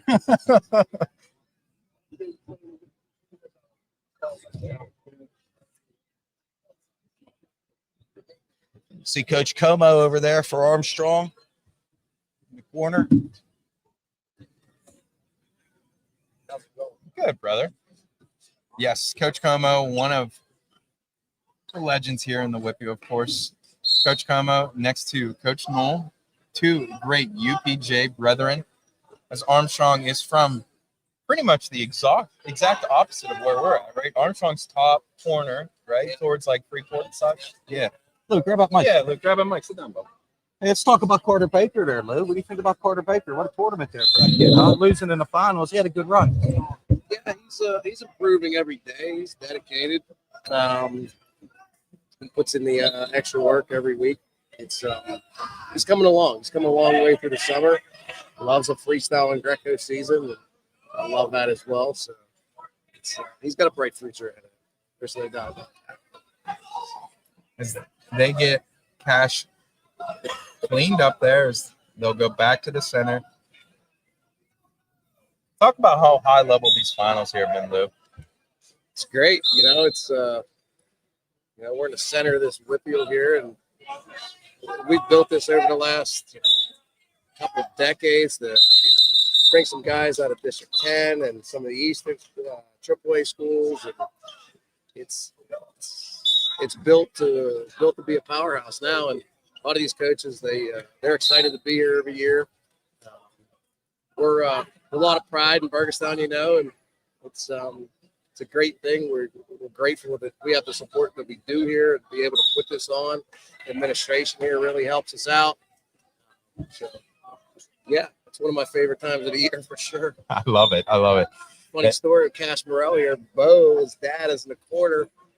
We actually tangoed as a young wrestlers in 7th grade. He actually took me out the JO State Finals as a 7th grader. You'll never forget that one, right? Yeah, me and Bo have been good friends ever since. It's a small world, the wrestling community. Yeah. And I'll tell you even a funnier story. Cash Morrell's, I believe it's his uncle, is my tattoo artist. And he's over in Robinson there. He did my near fall stat. He's done my kid stat. So Aaron, Troy, if you're out there listening, man, what up, buddy? I appreciate you. You're my man. So just, of course, I got to have some type of wrestling connection everywhere I go. It's a sickness I have, but I love it. You're never gonna get away from that. No. Doesn't matter what edge of the country you're in. We see somebody from the Whitfield. It's incredible. Yes, there's no doubt about it. As we see here, 3-1 as the first period is winding down. 10 seconds left, and Morrell looks, and we're getting a little chippy here. I like it. A little chippy. Should be interesting There here. we go. I like it. Another blood time here for Morrell.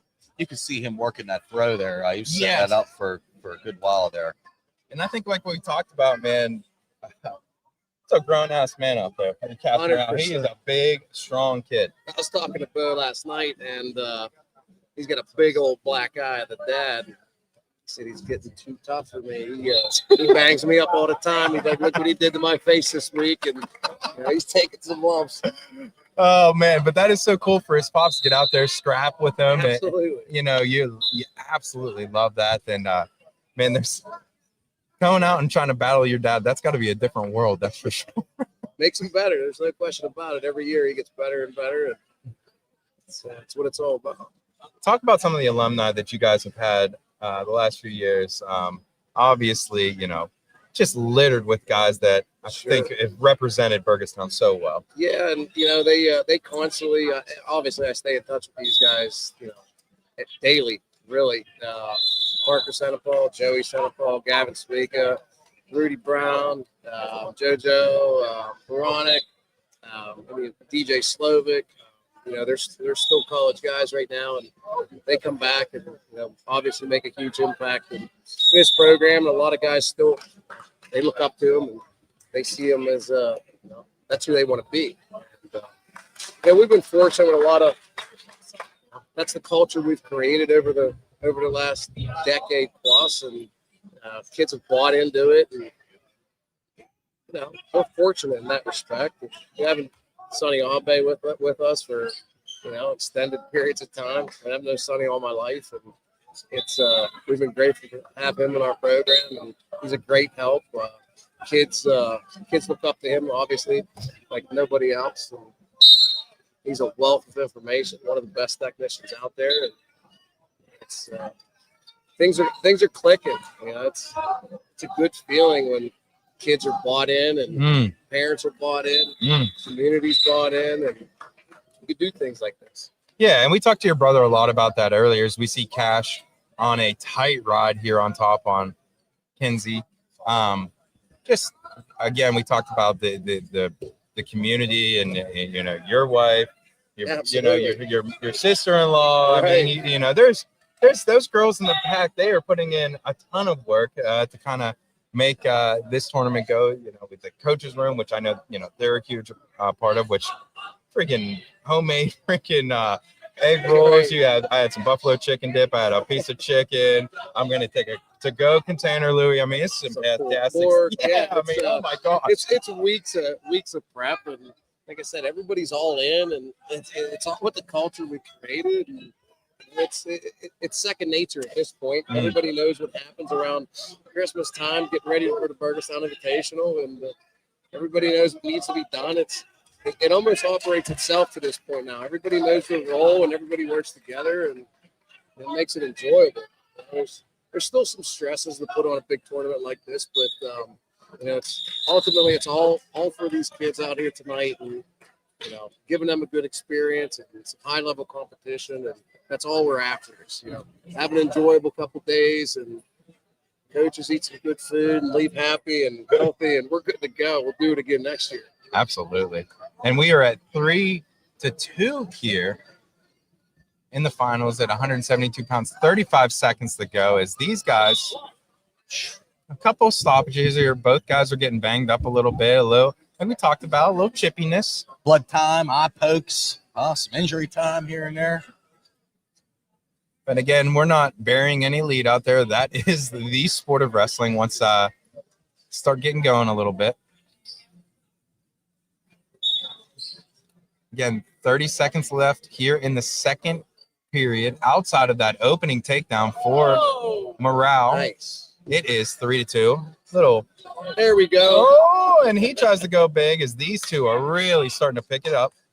And I love it. Neither one's backing down, standing in there and going after it. As you look over across at the Armstrong coaches, stoic, both of them. And then we've said it a bunch, partner, but oh my goodness, one of them sitting right next to us and Louie, but the coaches here in the Whitfield just littered with greatness. That's how you continue to stay on top. The guys that have a lot of success in high school and go on and wrestle in college. A lot of guys come back and give back to their own programs or neighboring programs and build their own camps and clubs and end up coaching high school. And it's no surprise every year the Whitfield and PA in general is always on top. This area of the state is obviously it's been the hierarchy there for a long time. It's a lot to be proud of, and a lot of the coaches come back and they are proud. There's of a nice high crotch there for Kinsey. He's trying to finish here. He's looking to either sit or go across, but man alive, you can tell Cash is just so strong in the hips there as he is doing a great job fighting it down. Now Kinsey's getting to the ankle, Nice and he finish. will finish. What a workman-like takedown there for Kinsey as he is up 5-4. Great chain wrestling. 100 or a minute and 20 seconds rather left as Kinsey will try to wrestle there on the edge. Kinsey very confident there, letting him up to start the third, got right to his offense quick, knew what he had to do, and got the job done, got the takedown he needed. Very, very great call there, Mayor, and dead on it. I mean, he knew exactly what he wanted to do. As you see Coach Brandon Knoll come out and give instructions there on the edge of the circle to his wrestler here, imploring him to battle and hold him down. We're also going to need we got good another first move here. He's got to explode here off the bottom. Can't let Kinsey ride It'll him. be an exciting move. Yes. Yes. So we see Coach Brandon Knoll out there wiping up a little bit of blood. Always fresh to the death with his style, his shoes, the shirt, the watch even is matching. My man is looking slick as always. Even the vest, that's impressive stuff. I hope he comes back and watches this. How often do you think he gets his haircut? Oh, man, that's a good question. You think he's a once a weeker? I think it might be twice. It might be, man. It's pretty fresh. It is always slick, and I don't think I've ever seen him scruffy. So, yeah, I believe it. I'm saying twice a week. Huh? I love it. That's a lot of maintenance. It is. It is. That's Dedication. That is. All right, what do we got here? Looks like we're gonna wrap up the leg of Kinsey here, and these guys have been really I was just saying that. I was thinking that. I mean, man, a lot of stoppages. Not only this match, just a lot of blood time, a lot of injury time, and I think it's just battling, man. The only thing we're missing is like a wardrobe malfunction. The only thing we're missing is something wrong with the uniform. Maybe a ripped uniform or something. Yeah. Some kind of delay. You never know. That headgear starts getting broken or something, and then because then that's rep time, right? Yeah. So then it's like That's it. Blood time, injury time. My God, let's get this over with. Yeah. It's been a lot. It's been a battle for this one. So here we go. Morel can look for a good first move there. Obviously, a little quick. There, and again, you have a couple cautions to go. To give rather, with it being the third period, I don't mind that. And Morale trying to get up, and even this score trying to escape to make it 5-5. Man, he had that nice Oh, quad boy. pod. I thought he was going to make it up at Kinsey. Good job getting Very him back good. down. Very good forward pressure there for Kinsey. As he's just continuing to try to keep that weight on the hands of Morale. Morale looking to hip throw and hip change. Kinsey with a good job of covering. 40 seconds left to go here in the bout. And Morale so strong. 30 seconds left here. And he's trying to go roll again and cannot do a Granby roll without clearing that leg, my friend. Yeah, can't get the hips cleared. 20 seconds to go. And you see the Armstrong coaches imploring to finish this match on top. And we were about 1 minute and 10 seconds left What a great to round, ride huh? out. Yeah, man, that's what I'm getting at. It's just That is impressive stuff, great. and it's not over just yet. And there might be the final gasp Nice for job by Cash. But Kinsey. what a great match for Kinsey as he goes out and wins a dogfight, 5-4. Lets him up to start the third, gets right in on his offense, takes him down to take the lead, and then rides him out. I mean, that's textbook right there. No Nice doubt about job. it. Gritty win. Moving on up, 189 pounds.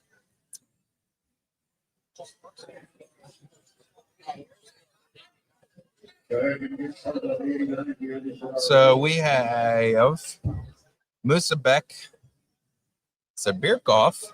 Let's go with that, but we'll probably call him Musabek for the most part here against Trey Dunlap from Quaker Valley. Musabek has gone fall, 7-5 decision in the quarters and 10-3 decision over another Kinsey from Armstrong in the semis. Dunlap, as he's right in on a single there. Great hips back for Musabek. But I believe he's a judo guy, so there's a chance you may see some high flying miles here. I like that. See, Dunlap has gone fall, tech fall, and there's a nice opening takedown for Musabek as he is up 3-0. Both wrestlers doing a good job of getting into the legs. Good attacks there. Sadirbakov did a good job finishing there. Takes the 3-0 lead. Great job there. Minute and 24 seconds left in the opening period as Musabek climbs on top. Quick escape there for Dunlap. And it is 3-1 Musabek.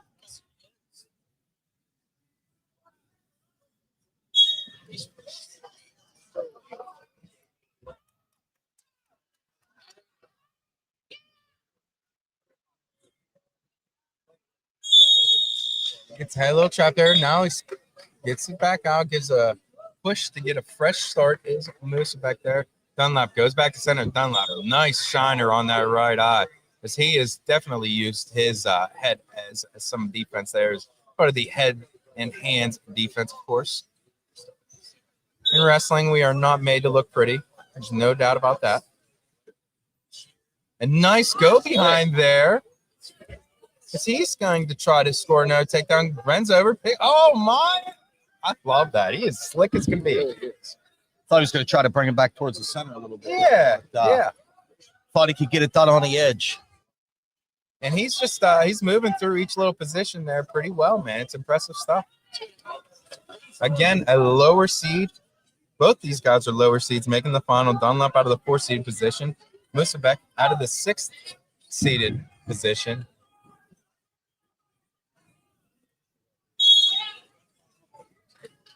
We got 15 seconds to go here in the opening, about 3-1. Musabek of Chartiers Valley. Of course, head coach Evans in the corner there, Bill Evans. And opposite way is head coach Austin Heinel. None of these guys getting too excited here. Very methodical, trying to work their stuff, doing what they do.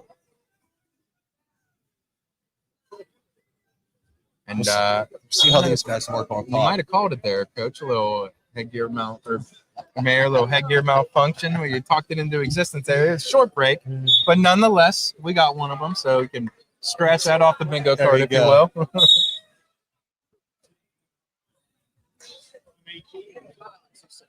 not a lot of attempts to ride here. No, been a lot of our feet. Now there's a nice head inside single for Dunlap as he has the leg up in the air. He was in like this earlier in the first period, wasn't able to finish. Now he's going to get that foot into the armpit as he's trying to keep continuing to get to the and beautiful Once defense again. there for Musabek as he's able to get his foot back down onto the mat.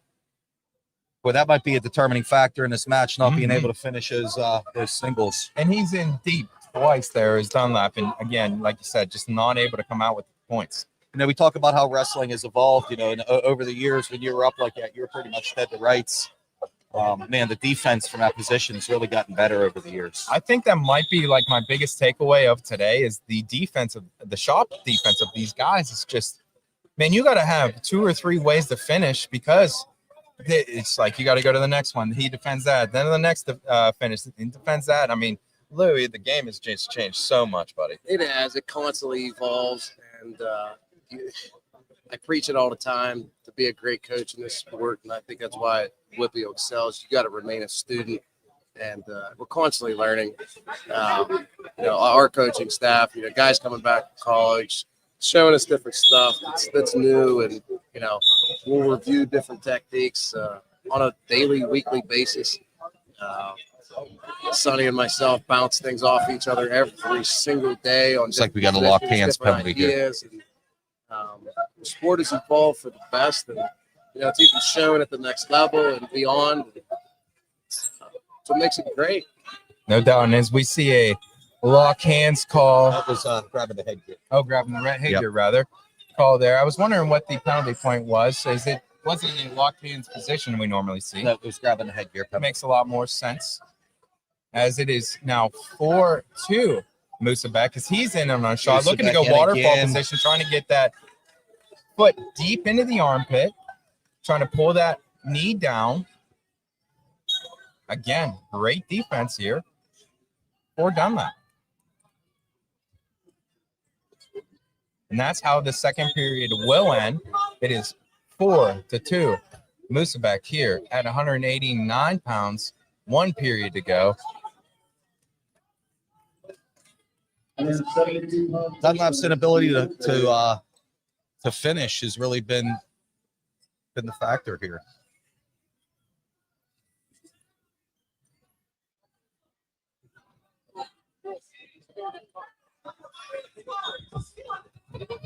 Beautiful freaking snap, block, and man, another great defense there for Musabek. I mean, I can't say it enough.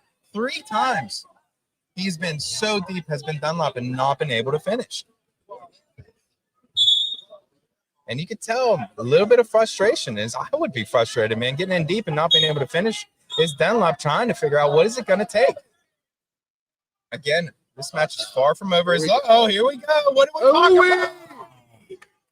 And there it is.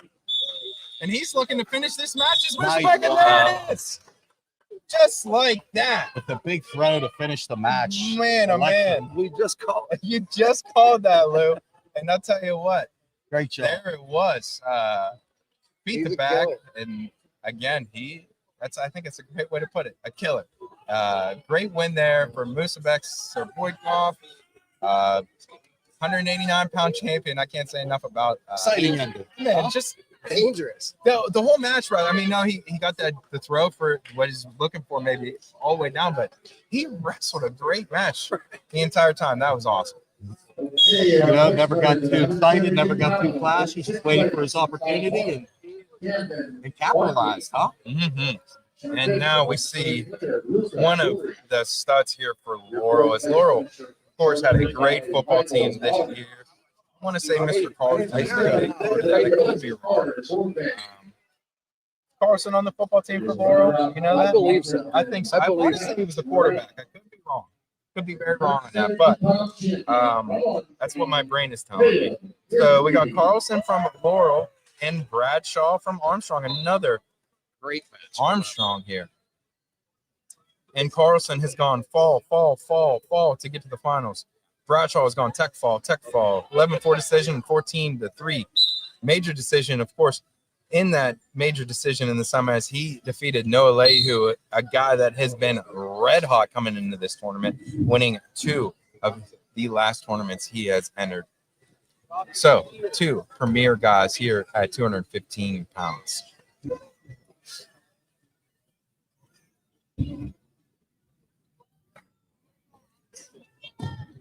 Bradshaw really burned his way through the tournament. Very athletic, very quick. Yep. No doubt. I gotta know.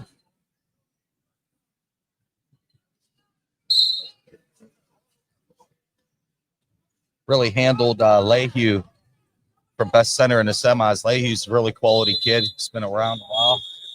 So Carlson, it looks like he is the running back and outside linebacker there for the Laurel Spartan football team, which makes sense. Looking down some stuff here online, he had a game of 315 yards of offense and 3 touchdowns. That's not bad. So a stud on the gridiron as well as the wrestling mat is Carlson. Thanks, man. These guys really feeling themselves out here. No doubt about it. Getting up in the big boys. Yeah, right before we get to the heavyweights. But yeah, you're right. More of a feeling out process here in the first period of 250.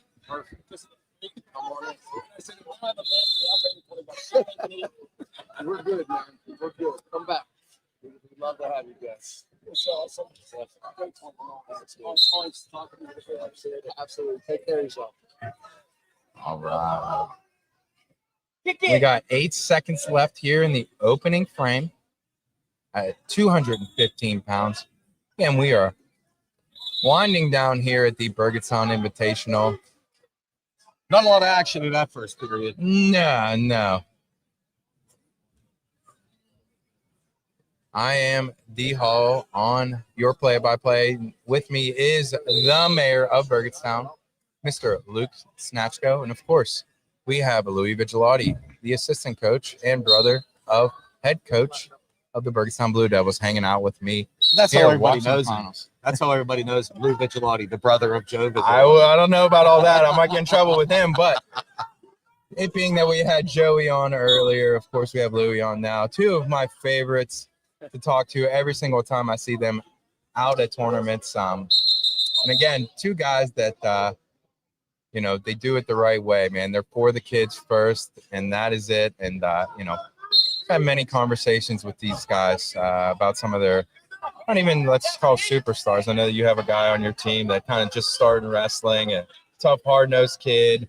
What weight is he? 189, 172? Yeah, I mean, he came out this summer with some preseason workouts and did some boxing, some MMA with his brother, a little older, that we went to school with. His brother always told him, "You got to get with the Vidge brothers, man. Yeah. If you want to box and do some MMA after high school, you gotta be well versed in wrestling, and these guys are gonna help you." And he finally bought in this year, and his progress over the last couple of months has been incredible.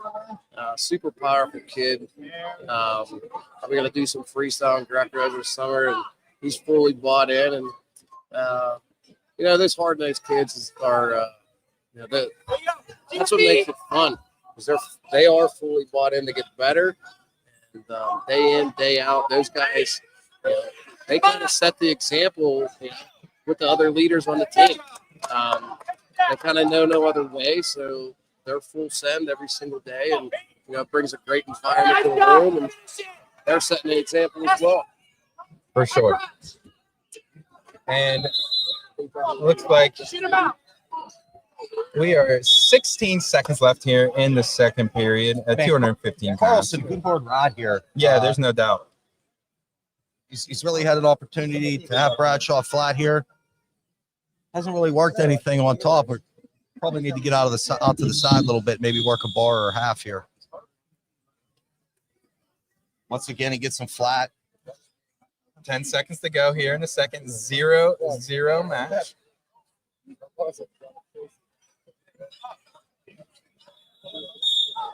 Right to your feet. Yeah, Pete.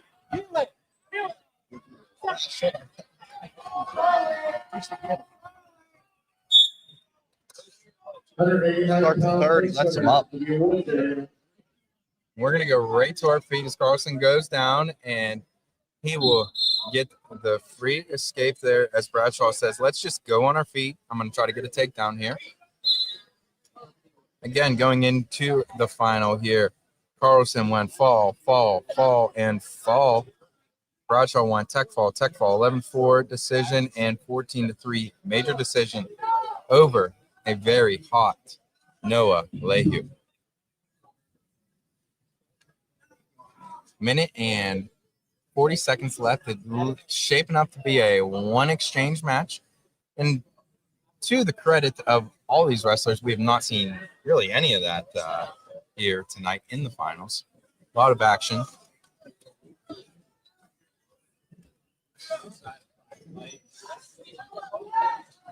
There we go. Now we're getting some motion. Nice little snap down attempt.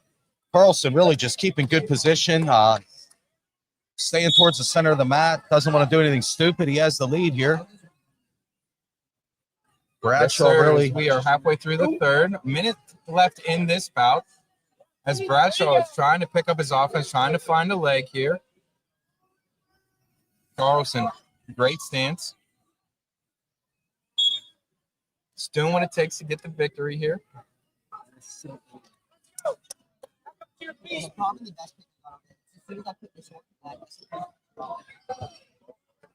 "40 seconds to go. Here in the third period, as he goes fake. Is Bradshaw no to bail.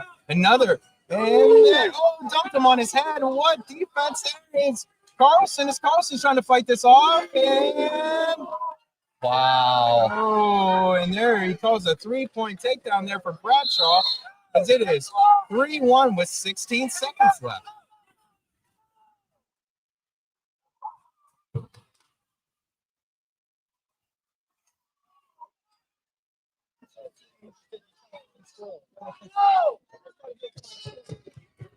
Carlson's going to look to get out here quick and then get it to his offense. Yeah, I got to find something. And if you're Bradshaw on top, you're 1, not 2. Don't be giving up a reversal to tie this score. It is okay with this amount of time left. You guys see and hear the promotion going on. That is the 5th and 6th place matches. Carlson gets out. Wow. Wow. And Bradshaw will run to the center like Buddy, he stole talk something, about- getting out of here. Oh, my goodness. Talk about it, never say die. That was close. Man, what a match. And Bradshaw hangs on by the skin of his teeth. Wasn't a lot of action in that match, but man, That last minute was great. That was some good stuff. As we're going to move up to the big boys here and 2 of the best guys in the AA class. before we get to this heavyweight match, I'd like to take this opportunity to thank the administration of Burgettstown High School here for the use of this facility. Great tournament here. Athletic Director Troy Illich being a great host for us here. You know, aside from the parking, it's a pretty nice venue, you know. It really Venue is. for this event with the 2 gyms. I love the intensity. And you're right, partner. It is. I mean, they got, for a smaller school, you guys have a great setup. 2 gyms right next to each other. You know, and it's kind of how it all flows. There's little corridors all around the gym. I can't preach enough, man. Premier event you guys It's a have. great setup for a tournament with the 2 gyms and the cafeteria right there. It's nice, very nice. We've experimented with a couple different operations and how things flow, how many teams. We've made it work. There were some hiccups over the years, but it flows really well right now with both 2 gyms and 6 mats. Well, it's another premier match of our finals here. It is. Believe it or not. It is a premier matchup. Again, 2 of maybe 1 and 2, or you could argue 2 of the top guys in AA in the Whitfield. How about 1 and 1A? How about it? Yeah, I like that.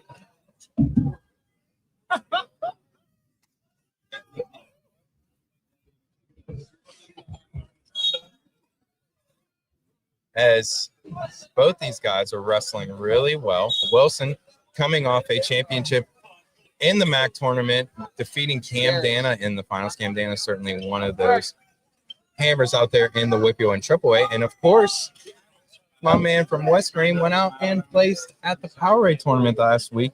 So just impressive stuff for the young man from West Green, Colin White. Both guys here really wrestling good in their senior year. Going into the finals, White has gone fall, and Wilson has gone fall, and 4-1 decision over Patrick Rearick, which Rearick is one of the best guys in AAA as well. So, like you said, premier matchup here at heavyweight. Yeah, see if we can get some action here. These guys kind of filling each other out. Doesn't look like they want to tie up too much or kind of staying out of those ties. Some heavy hands. Joe, let him finish. And I love it, man. You guys got people chomping at the bit over there, rolling up mats, Lou. I mean, you got Coach Sonny over there rolling up a mat. I love that. I'm telling you, man, Sonny is dedicated. NCAA champ. He's not too proud. Yeah, I know, man. I love that. He's going to get his hands dirty. One of the most humble people you'll ever meet, honestly, in this whole wrestling world. Give a shout out to Coach Abe, his 30-year anniversary since his NCAA title. That's incredible stuff. Of course, the man behind the madness in the back there, the Godfather, if you will, is back in the back. I'm losing my brain on my mind. It just escaped me. Frank Volcano. Can't believe I forgot his name in the whole mist of thoughts there. But, of course, Frank Volcano, the Godfather of Whippeal Wrestling, kind of the one pulling the strings here behind the scenes as far as making sure the tournament matches and things of that nature runs well. Of course, you can find all the results of this tournament on Flow Wrestling at Flow Arena. I know that the Flow Arena has changed this year, but you can still do the old style. If you're like me, I like the old school style. Then White looks to chase a leg here. It won't be enough, as these two jockey for position here in the hand fight.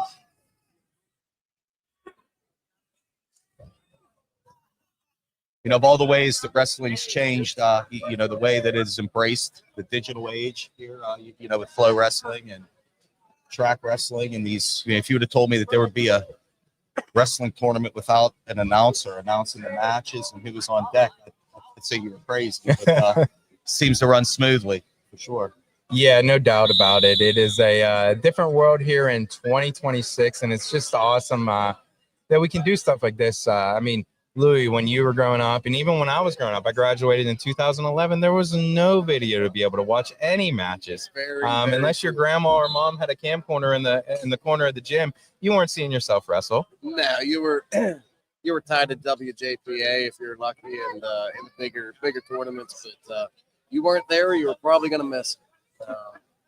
Yeah, we're fortunate in that respect, and I think that really excels the sport. Technology has really accelerated the sport as far as even technique as it develops through the years. Kids are exposed to way more. It's easier to pick up watch a video of one of your favorite NCAA stars or senior level guys and pick up different techniques and different positions, and that's something that can't really be replaced. And that is how the second period will end. White is up 1-0 as Wilson will go down. I'm missing back to the dog, buddy. He's good. But he flows through positions really well. Like, I know he can judo and do throws, but obviously, man, that was impressive. Yeah.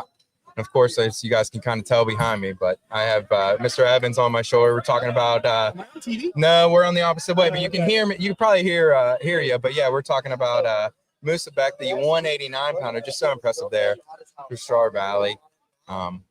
He's works hard, puts a lot of extra time in, does a lot of freestyle and Greco, and so he's wrestling all year long, and it's paying off. So we're excited. I love that. I love that. Yeah.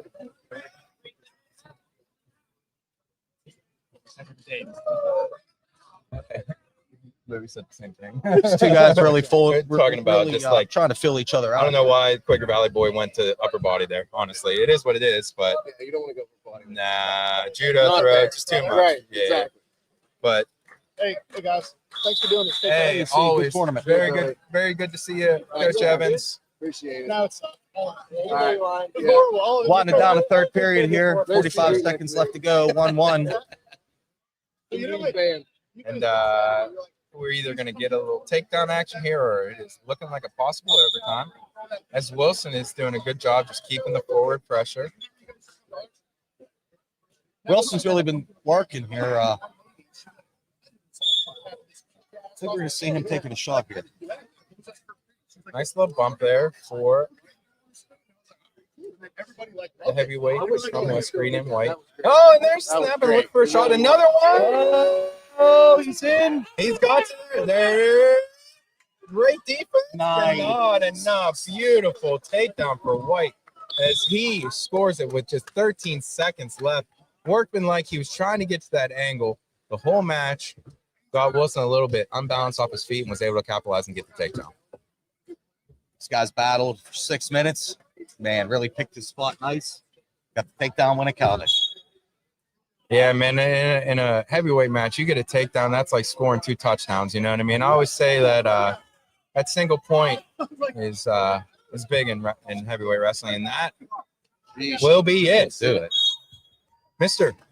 Colin White will end the day, go out and get the championship for West Green as he continues his fantastic senior season. And that will do it here for the finals at the Burgettstown tournament. We're going to announce the team champion here in a little bit, which I believe is already wrapped up. Coach Louis Vigilati, thanks for hanging out with me and the mayor and, chatting up some matches there, man. Again, fantastic event here at the Burgettstown tournament. Donnie, same thing, man. Grateful for having you here, putting this on live, streaming the finals. This is fantastic. We're going to do it again next year for sure. I love that. Absolutely great stuff here. Sonic. Let it up. Tomorrow, final set. 215 pound champion. Armstrong. Yeah, whatever you want. Over there rolling up mats. You're the best. You know that? Hey, just over here, Coach Sonny Abe. I see Graham McCarty over here, the Cannon Mac girls. Coach, there's all kinds. Yeah, there's all kinds. You know what I mean? There's all kinds of people running around. McCarty, I just saw him. His team, Dog. Really the Upper St. Clair girls the other night, but they're one of the best teams in the state. Just all kinds of great wrestling faces around here. That's fun. We're going over here. I'm grabbing. Here, sit down. Here we go. Thanks, Here, Donnie. step out there and sit in front of the camera so I can see you. We can have our 285 pound place winners to the awards. And we got the head coach of the team champion here, Grove City Golden Eagles, Mr. Wes Phipps. Impressive stuff for your young squad. Just talk about your team's performance today. Yeah, apologize for my voice. That's a good problem, Coach. Yeah. Again, just a good team effort. We had a lot of guys win yesterday. We have a really young team, a lot of freshmen and sophomores. But again, we had some big wins. Kagan Painter, I thought, had a great win in the finals, and I just like the way we're going out, trying to score points and getting after it. So it's good to do it. And yeah, that was my next comment, man. Obviously, we know about Karen Bauer, we know about Homan, we know about Hamilton, but Caden Painter, man alive, did he have a great tournament, ripping through to the finals, unseeded position, and winning the damn thing. Talk about that. Yeah, Kagan's just a tough kid. He's had some really close matches with some great wrestlers like Brady Slick earlier this year. He continues to improve. He showed that he's an elite scrambler in the finals. I think as the season goes on, he's going to continue to develop his own offense. But we're just excited for him going forward. Coach, I noticed the way your team carried yourself. They all always had a good attitude, good body language. Can you tell me a little bit about how the leaders on the team, kind of buy into that and bring that? Yeah, I mean, it does. It starts with the kids first off. The guys in the finals, they're all, high honor roll students. They're great athletes. So it starts there of just doing the right things every day. And then that kind of leads to the rest of the team. And then really just as a staff, we always focus more on the process than the outcomes. we're not yelling at kids afterwards unless they're doing something that's unbecoming of what we want them, to how to act.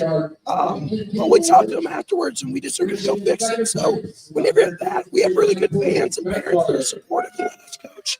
Whenever you have that, it's a good atmosphere, and the kids just stay positive with it. Coach, I'm only going to ask you one more question as, we're trying to get the last couple percentages out of that voice before we leave you go. Couple weeks, man, you guys are going up to your home gym at the Grove City Fred Bell tournament. Just talk about that tournament, and I know that's a premier event for you guys. Yeah, it's one of the best tournaments in the state of Pennsylvania. We're going to have great teams up there, 40 teams. Kiski will be up there pushing us for a team title. They have a ton of good upper weights. So we're just excited to go up there and get ready for the postseason. And the tournament's just really fun for us in our home gym. It'll be packed, so we're excited. Head coach Wes Fisk, champion of the Burgettstown Invitational Tournament. Congratulations. Thank you. All right. Congratulations, coach. All right. And that is. And there's the mayor. Making job, it look man. good here. Thank you, my Great job. friend. And Hey, man, before we go, Donnie, man, I got to thank you for everything that you do, man. These kids are out here working hard every week. They don't get a lot of press and they don't get a lot of pubs. So, like the independent journalists that do give these guys a shout out and give them their fair due, man, I got to thank you. You do great work. Really appreciate it. hey, man, Awesome thank you, stuff. Mayor. Appreciate you. And Love that it. is Mayor of Burgettstown, Luke Snatchko. And I do got one more shout out, man. It's been a tough couple days. Lost one of my good buddies yesterday. It was tough for me to get through this. So, shout out to the boys. Love you guys. Brennan, I miss you. See you later, guys.